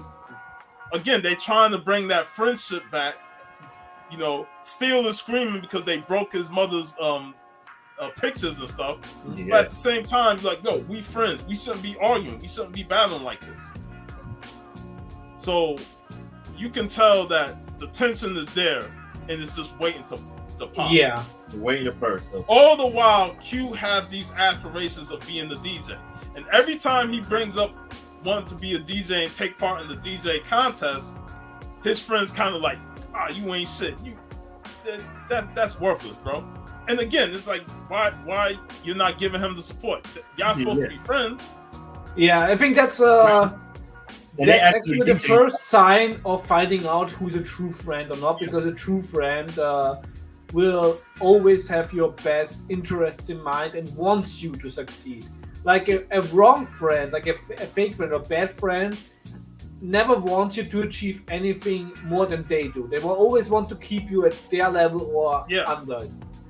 That's in the case of Bishop, because he kind of brushes off Q's DJ and they like, that's nothing. When Q goes home, Raheem is waiting for him. He tells him about the plan of what they gonna have at the meeting. Make sure you're at the meeting. Q says, I got this DJ thing I gotta do. I gotta make the team, so I gotta go there first. Raheem said, handle that. Make sure you come to the meeting. But then Raheem also says, good luck at that. Right there to affirm that Raheem got your back. Yeah. So he goes to the DJ entry contest, and this is where we see Queen Latifah. And we all know Queen Latifah. She started out hip hop, now she's a big movie star.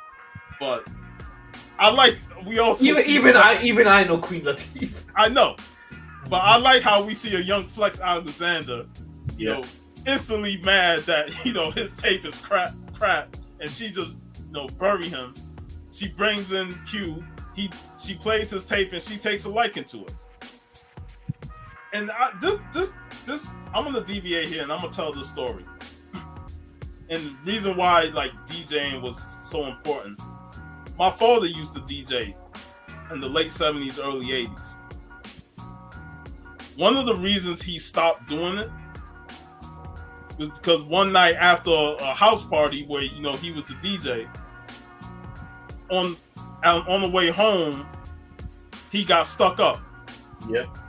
First time somebody put a gun in his face and they stole his equipment. And this was around the time my mom was pregnant with me. And he realized, like, I got a family now, with my coming son. I can't do this no more. And this was the first time, like, his life flashed before his eyes because somebody put a gun in his face and stole his equipment.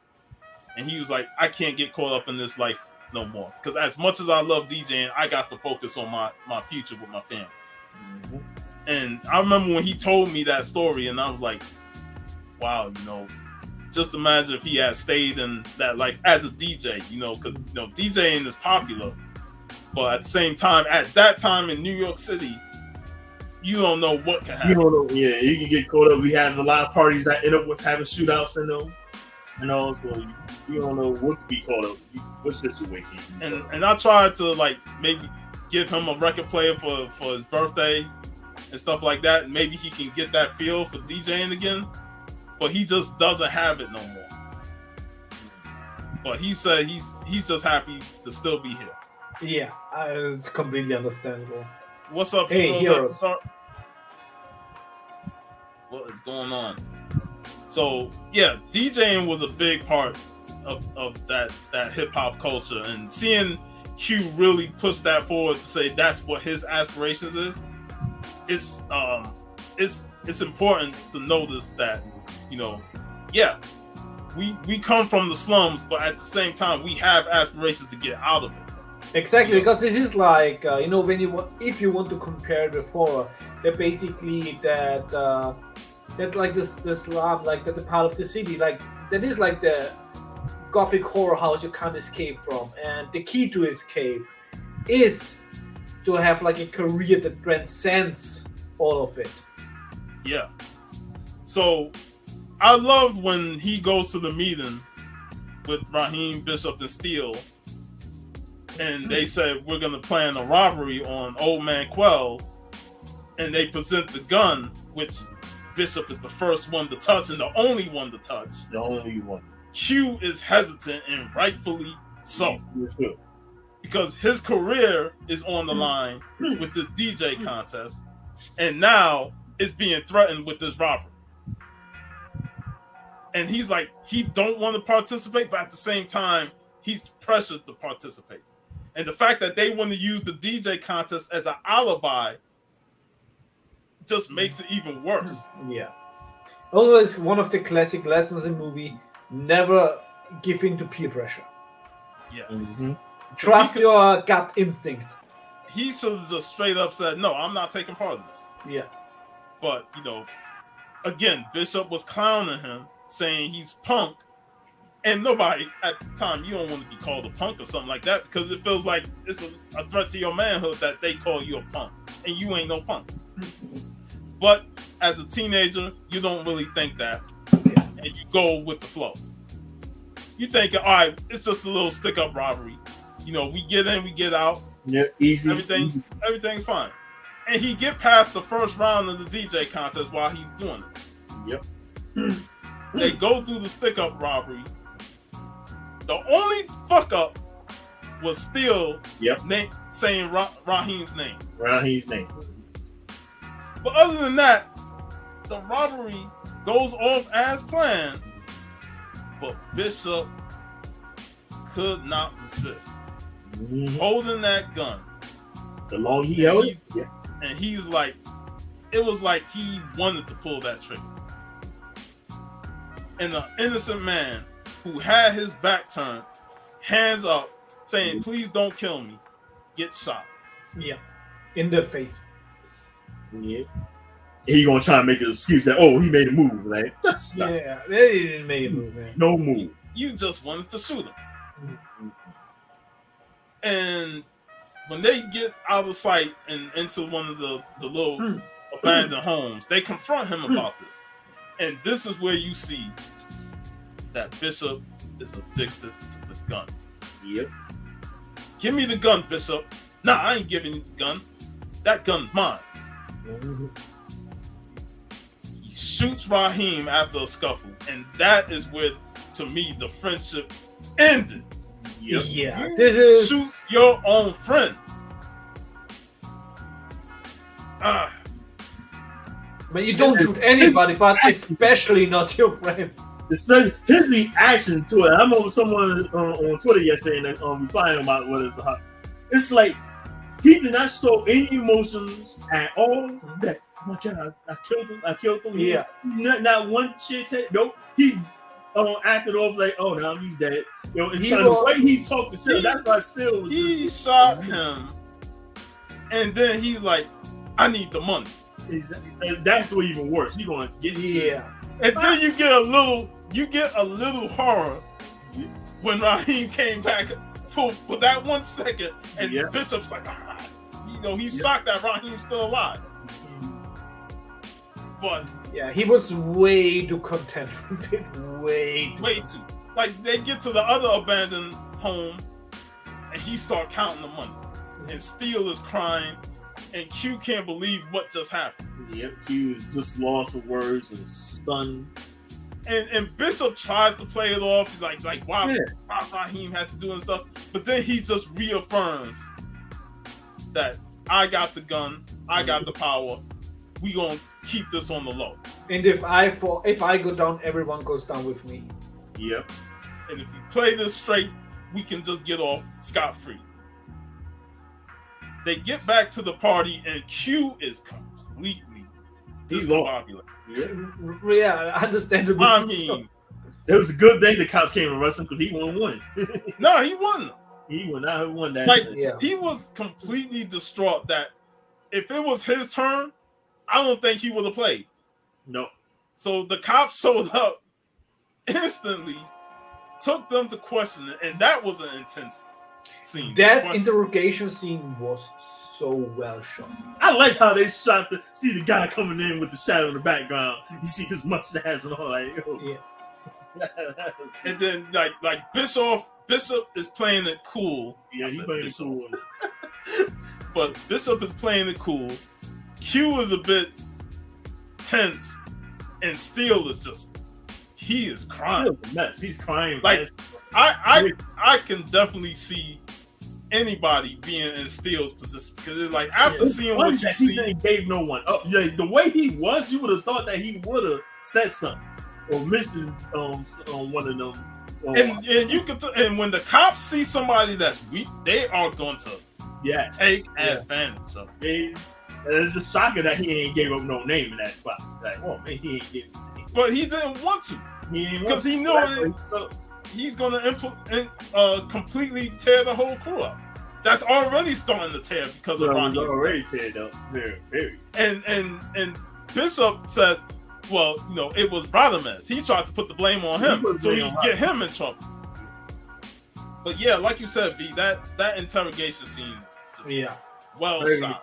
Very well shot. And you just in general, the cinematography of the movie, also like you mentioned before, like with the ending when he falls like into the dark, into the abyss, it's just really for how much did it cost? 100,000 or 5 million. The other thing, Hangin with the Homeboys was just 100,000. Like for that budget, fantastic. Like absolutely fantastic camera work. Yeah. This movie just went to a dark path. Like of all the hood movies that we watched in the 90s, this movie just in terms of the tone and just how dark it just went. Yeah. when you watch it, you thinking it's just gonna be an inner city movie about teenagers doing, you know, dumb stuff and stuff like that. But then it just completely shifts tones. Exactly, and as you can really see, you know, as soon as the first person was shot, the shop owner, and you can see from that moment on, point of no return, and the whole atmosphere of the movie changed. Yeah, and the funeral for Raheem. God, that was intense, man. Yeah. And just seeing Q just staring him down. He Yeah. just literally staring this man like, that's the mother right there. So you're looking at the murder right there, yo. Yeah, that one was like where I'm like, And just the way I don't know if I could have held back at that moment and not just like. in the way Bishop was, to me, what say, if I was in that situation, the way Bishop was talking to her, Yeah. I was just lost.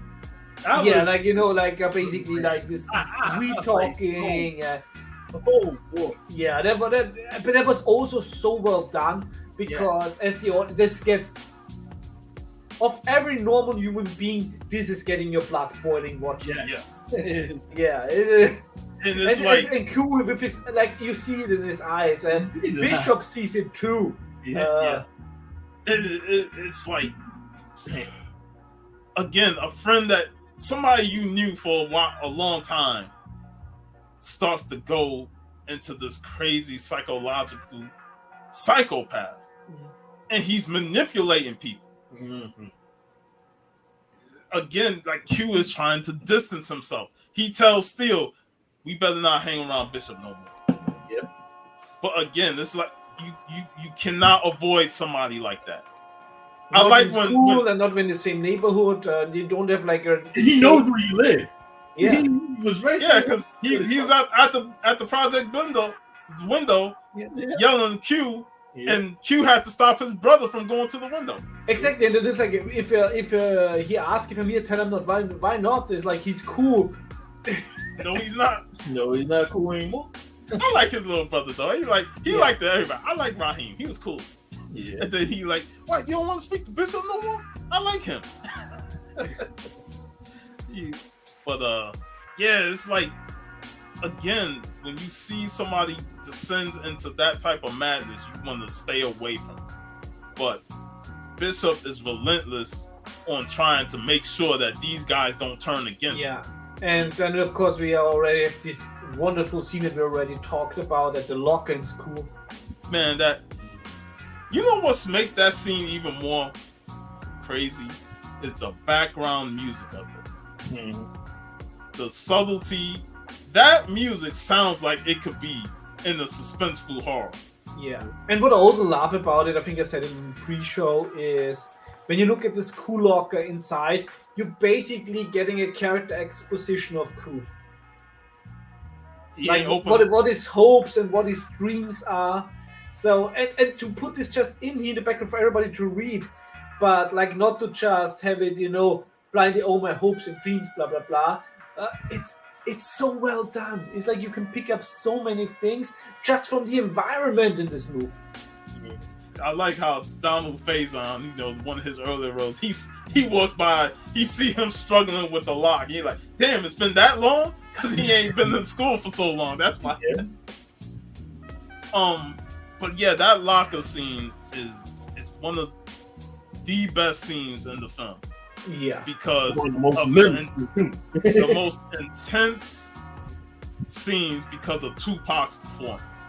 The range of his acting, like, fantastic. And again, this and Hanging with the Homeboys have similarities of trying to hold somebody down. What's up, Dad? Yeah. Trying to hold somebody down. And when Bishop gives that soliloquy where he says, I ain't shit, you ain't shit, Steel ain't shit, like, it's like, damn, man, how can you go this way? How can you go down this path when we've been together for so long? And when he says that I am crazy, it's like he is completely lost as a character. And at that point, what you can truly see in his fantastic acting, and of course, like in the portrayal of the character, is at this point, Bishop is looking for a reason to cut off loose ends. And so no remorse. Yes, and he finds that reason later when he gets bullied again by the Puerto Ricans. Yeah, Radames, and he sees like that Steel and Q are standing there and looking and deciding, we're not helping you. Yeah. And this is basically where he decided where basically he found his inner peace in offing them or wanting to off them. Yeah. It's like they ain't gonna help me. So I got to take them out. Yeah, this character development is especially the downward spiral of Bishop. It's so well portrayed and so well crafted. In this movie, you're never lost. You always know which character has which state, and not by like just a verbal exposition. Really, just by acting and the play with the environment around him. And another scene when Steel goes into his apartment and gets cut off by Bishop. That was a jump scare. I remember that was a jump scare, especially with the little background sound of it. I was like, man, don't go with him, Steel. But again, Steel is like he's at the mercy of Bishop because he's scared of him. Yeah. And it's like, what can I do? Like, I can't really fight him. He's got a gun. So now you're stuck with Bishop. Q's trying to make amends with his girl, which I kind of question her age considering she's dealing with a high schooler. So, but we're not even going to discuss that. But when he calls Q and say, I'm at the arcade and Bishop is here, Q was like, what the fuck you doing with Bishop? And then Bishop comes, take the phone, like, who's this? And you just see instant quiet. Yeah. I was like, man, you knew Steel was in trouble. Big time trouble. And Q tried to get down there. Now, Bishop shoots Steel, but the way the camera made it look like he shot him in the head, but he actually shot him in the chest. I remember, I was like, oh man. What side of the chest did he shot? Did he shot him in the upper? It had looked like the upper chest. Yeah, the upper chest. That's what the way the fact that he was able to get up and crawl. That's I say that, man, he must have really just shot him with the side of the chest. Now, did that? Did you notice when he killed Vitamins, he shot him like 4 or 5 times. Yeah. He went for the instant kill. So he probably shot Steel just once and leave it like that. Now he confirmed whether Steel is dead or not. Maybe the gun betrayed him. Yeah. Or maybe he had a little hesitancy. But he could have easily shot him in the head or shot him directly in the heart. But he just shot him probably on the upper body and just walked away. Maybe at this point he got like too comfortable and he just it's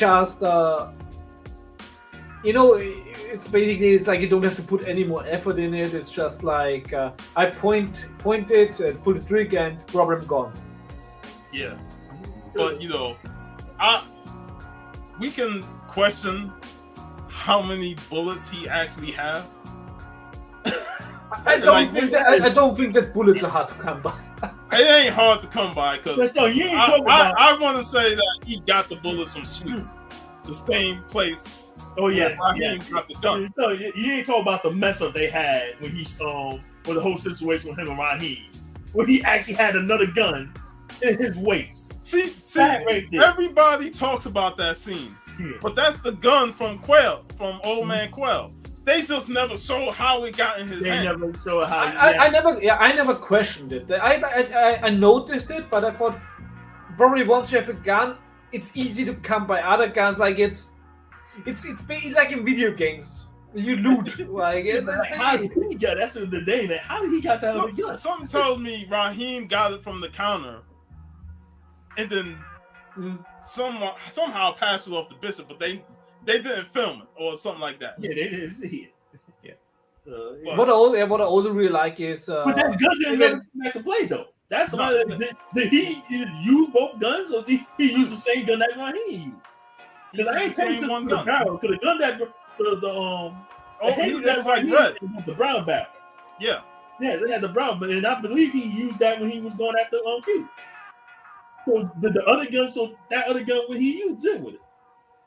Because when he killed Vitamin, he killed it was the same gun that Raheem gave. Yeah, he used the same gun throughout the whole movie. Yeah, I think that other gun didn't come back into play. Yeah, that's also a thing. This maybe also why maybe they cut some scenes because this gun is not important. It's the main gun that they got. And what I really love is also that when Q got himself a gun. Yes. The difference of how both reacted when they first held a gun. Yes. How Q reacted. How Q was like. He almost killed a homeless man. Yeah. Yeah. And he's like, this feels wrong. This feels wrong. He knows that is not him. Yeah. Yep. That's why when the gun is in your hand, certain people have different feelings about it. Bishop saw the gun and he saw the power. Yeah. He saw that he can use that gun to alleviate all the bullshit that he dealt with. And this is also so fantastic, when they meet in the ending and Bishop says he should have brought a gun. It's like, I had one, I threw it away. Yeah, and Bishop knew he got it because he heard that he got it from Sweets. Yeah, and this, I love this, that nothing, what anybody in the movie said, brought him like paused him or made him like think about something. But this, when he really stalled in that moment, it's like, why would you throw away this kind of power? Like, this was the moment where he really stalled, and this was the only thing in the movie that made him stall. And this is fantastic. Yeah. Like, Bishop gets the gun, and he got instant power, and he got using that power for his own good. Yeah. But when Q said he threw it in the river, Bishop's like, what the fuck you do that for? Yeah, it's like he couldn't understand that somebody could refuse this kind of power. But I love that Q wanted to handle it straight up man to man without guns. Yeah. Because they are former friends now. Considering that the path has been crossed with Bishop to the point of no return. Yeah. But he still wanted to handle it straight up without the guns. And Bishop was like, nah, the guns is what got me here, and I'm not going to lose without it. And then the second film, there's also getting a little too stall where Q used that moment. Was also like, are you ready to die? When he said, yeah. And that threw him off because he said yes. Yeah. And that's what gave Q the opportunity to take him out of the element, get into a scuffle. But Bishop got the gun, and we get that chase scene. Yeah. And luckily for Q, especially in the aftermath of the movie that we don't see, like, Steel survived and was able to say, no, Bishop shot me, and is trying to blame Q for it. Because Bishop went to Trip and told him that, Q is tripping, he's the one that's doing all the killings, and he's changed. So, Trip is putting the word out. Yeah. And this is like a moment when you see that Samuel Jackson, who plays Trip, is stealing one scene so fantastically. And he does it in a subtle way. So like when Bishop is talking to him, Trip does not move. He does not flinch. He is just standing there listening. Mm-hmm. And you could just see Trip, he been through in terms of he knows these kids. And he knew kids since they were 12. And he I've known a lot of killers since they were 12. Mm-hmm. So this does not faze him at all. Yeah. So that's why when he told Q that I've known killers since they were 12, he's like, I've been through the block so many years that you kids don't surprise me. So, and I like how, Q tries to, tell Trip, hey, tell Bishop that I'm going to be at such and such. Meet me at the docks. And, Trip puts his hand out Q slaps it. And he's like, nah, bitch, I need some money. I need some money on this. That's typical Samuel Jackson. Man. Yeah. But yeah, that showdown at the end was fantastic. I love when they get into the building and like Jay said earlier, get into that elevator and Q think he's safe because there's people in the elevator. Yeah. It's going up. Bishop comes in, instantly gives him that dead look. And Q like, what, you gonna shoot with people in here? And Bishop did not hesitate. No hesitation, man. Yeah. But here's the kicker. Bishop loses him, gets the gun knocked out his hands, and somebody else picks it up. Pick up that gun. And this is how the cycle continues.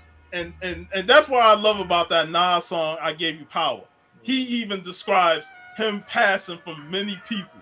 Many owners. And then when the owner that he was in, he gets caught and he gets shot, somebody else picks it up. Yes. So the cycle continues. Yeah, and I also love how the movie did this, just like randomly, like in a powerful scene, just by showing it. Yeah. There's so much. I always love when a movie does something subtle and yet so clear. No, that is send a message so that if someone sees to pick up a gun, that, like you said, the cycle continues. So now we don't know what type of person this guy is holding that gun. He could be completely different from Bishop, but he could also have the same mindset. Like, yo, man, he probably just had the mindset. I'm just going to defend myself. So anyone who come in, they're like, I forgot who. Think one of the rappers say, guns don't kill people. Stupid people do. It's as simple as that. Yeah, it was Chris Tucker in Money Talks. And it's true. Like, there are people that get the gun and they use it for stupid reasons. Yeah. But which comedian said this? I think once said how basically the bow and arrow was invented. Like, whereas I really hate this motherfucker over there, but he's too far away. I forgot what someone on the wire. I can't remember if it was a wire, but someone said that. Oh no, guns don't have users; they have owners. Yes, it was the wire. It was the wire. I forgot who said that as well, but I know that quote.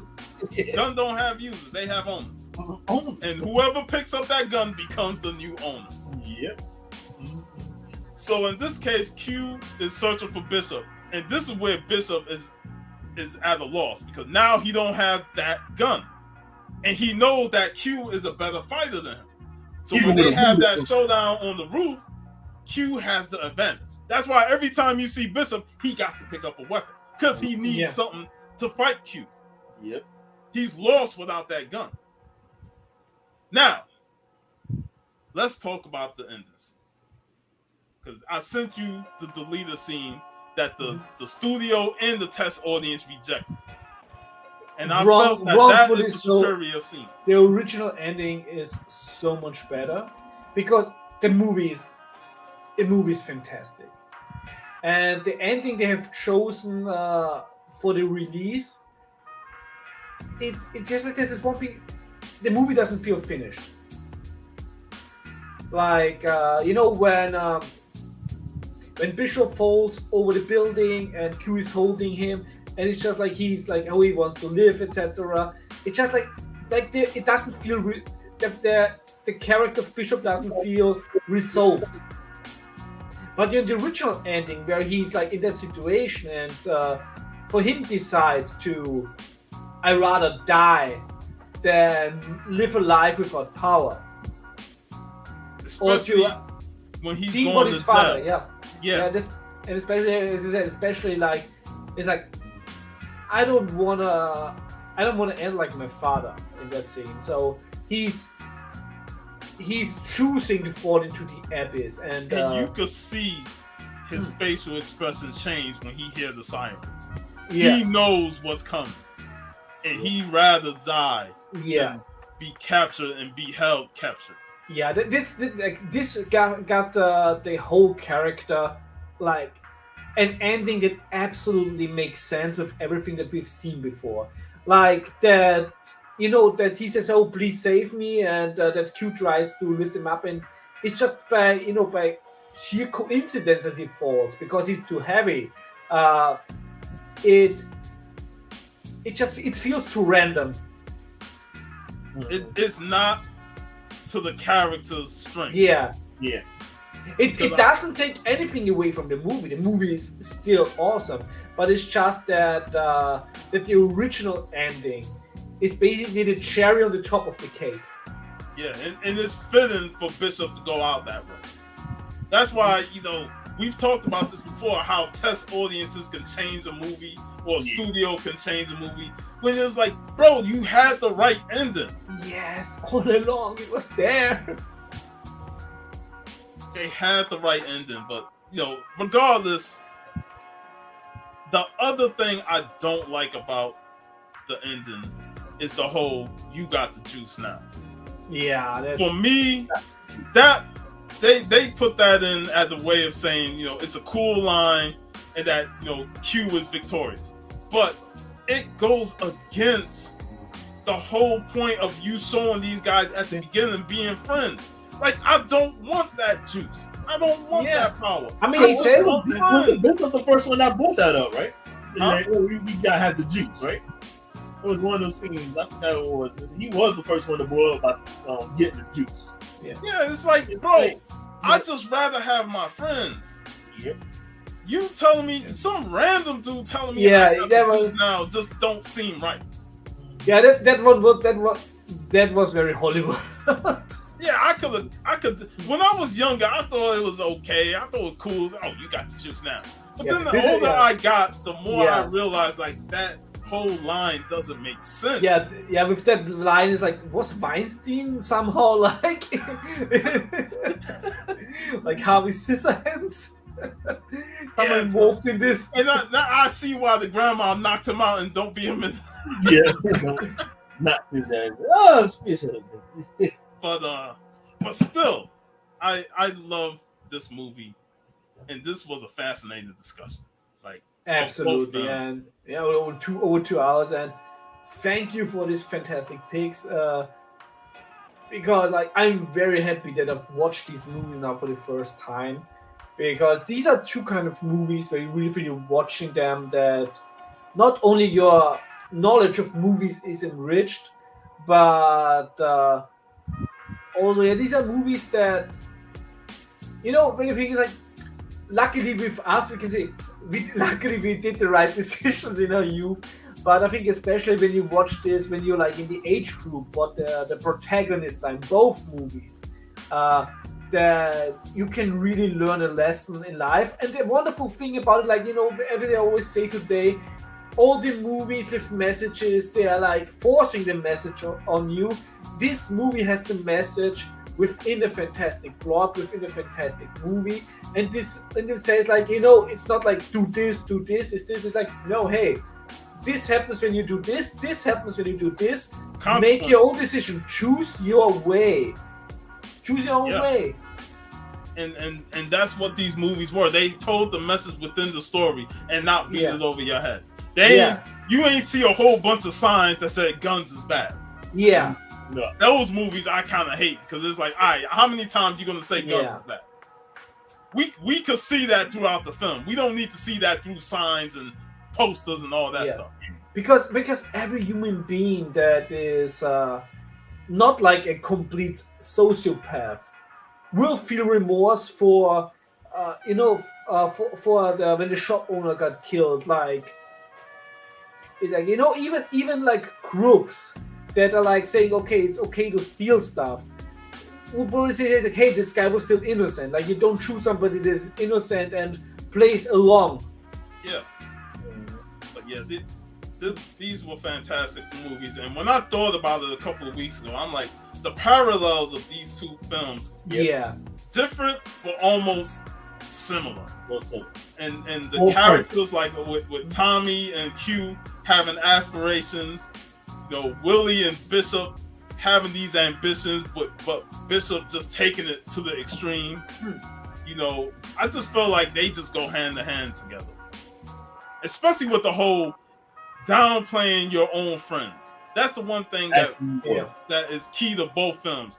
Friends downplaying other friends. saying they ain't shit. Instead of uplifting, you're putting them down. So I just felt like it would been a great discussion just talking about this, and I'm glad you enjoyed both of these films, and that they're on your favorite list. Yeah, they're definitely on my list of movies. I say is 2 hours. Absolutely recommend. So we talked an hour for both movies. Yeah, 1 hour per movie, 1 hour per movie, and it went by like nothing. Yeah, that's 2 hours and 13 minutes, 6 o'clock. Now these are really two movies that we dissected, but you can go even deeper. Is this your first Tupac movie? It was my first Tupac movie. Like I said last week, since I'm not a big in hip hop culture, I mean, like Tupac is like famous across the world. Like there's a lot of people in Austria, Tupac fans. So I know people wearing Tupac shirts when I was young, etc. I'll tell you this is really the saddest reason why he got killed, because I think he would have been a big time Hollywood actor. Absolutely. Easily. If I think he probably would have dropped Hip Hop probably in the late 90s, early 2000s, and just focused all his career on movies. Yes, he would have been that. Ice Cube in the 2000s, I think we would have talked about Tupac. Potentially, possibly winning an Oscar. Yeah, I also see like that because he put like he had this gravitas. It's when I saw it, I wouldn't know that he's like a rapper. Think okay, he went through a classical studies like of acting, etc. Well, he did go to theater school. He did go to theater school too. So yeah. So, but it's like fantastic. So I think actually, like when I watched this and I didn't know him, then I would say, okay, it's like he's an actor first. And this movie came out before his first album. Yes. So interesting. Like I said, I didn't know that. So for me, the first time, besides seeing some people wearing T-shirts, etc., I got confronted with Tupac was actually in the Dave Chappelle show. And let's also give shout out to Omar Epps, who replaced Wesley Snipes in Major League 2. Yeah, he's been in a bunch of great movies as well. Yeah. But yeah, absolutely recommend. And like I say, it's crazy the coincidence that we're talking this movie today. What went down? Yeah, with the person being arrested for being involved with the Tupac killings. First arrest 20 plus years. Yeah, it's crazy years, man. So like people say, this is going to open the floodgates, because there was so much. I remember when Suge was talking about Suge Knight was talking about how Puffy could have been involved in getting Biggie killed. So, and now with his name being linked, constantly linked, and when he keep on bringing up his name, he's going to have some answers questions he's going to have answers. And I think, Chase, you said the right words, like, it's when you open the floodgate. Open the floodgate.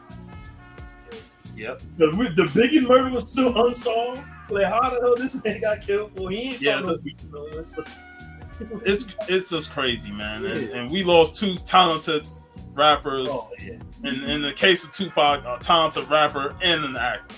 Yeah. So, woo! Damn, that was long. That was deep. 2 hours and 16 minutes, and I still haven't finished my post. But next week is the start of October, the start of our spooky month. We are talking the 1974's Sugar Hill. Not Wesley Snipes, not the AZ rap song, but the classic 70s blaxploitation horror. Sugar Hill horror. And yeah, October's pretty much zombie month for us. So yeah. Jace, thanks for joining again. Yep. I have to join for your birthday, man. Talk with EC classes. Thanks for everybody who showed up in the chat. Daryl, G-Man, much appreciated. Gary B, I'm looking forward to tomorrow. It's gonna be epic. It's gonna be a long night for me again. Long night. Hey, I caught the replay of you on Biggie. Yo, I was like, they torturing you with the amount of rounds that they going. I know you was gonna give up And sort of like you wave the white flag, like I got. Like I had to go to bed. Like it's 5 a.m. Then almost 5 a.m. Like I can't do this. I was like, what? Another round? I know VV got to be going through it, man. And almost nobody got my West Texan rednecks. That's the first thing I noticed. I was like, what? Roll to 2023. Hey, I know secretly after watching Juice and hearing all that hip hop, he probably downloaded the Juice soundtrack. Hey, I like country music. I like country girls. I like Willie Nelson. And don't forget about Pearl. Oh man! So, but yeah, I actually, you know, I'm listening, of course, most to metal, but actually, I'm also listening to German horrorcore and porno rap. So I have King Orgasmus 1 albums. Nice. It don't matter. Rap is rap. Yeah. Thanks everybody for joining us. Yeah. And we'll be back next week talking Sugar Hill. Me and VV will see you there. So for that, we're gonna sign off. And I'm gonna end my birthday note on a high note. I hope y'all have a great once again weekend. Happy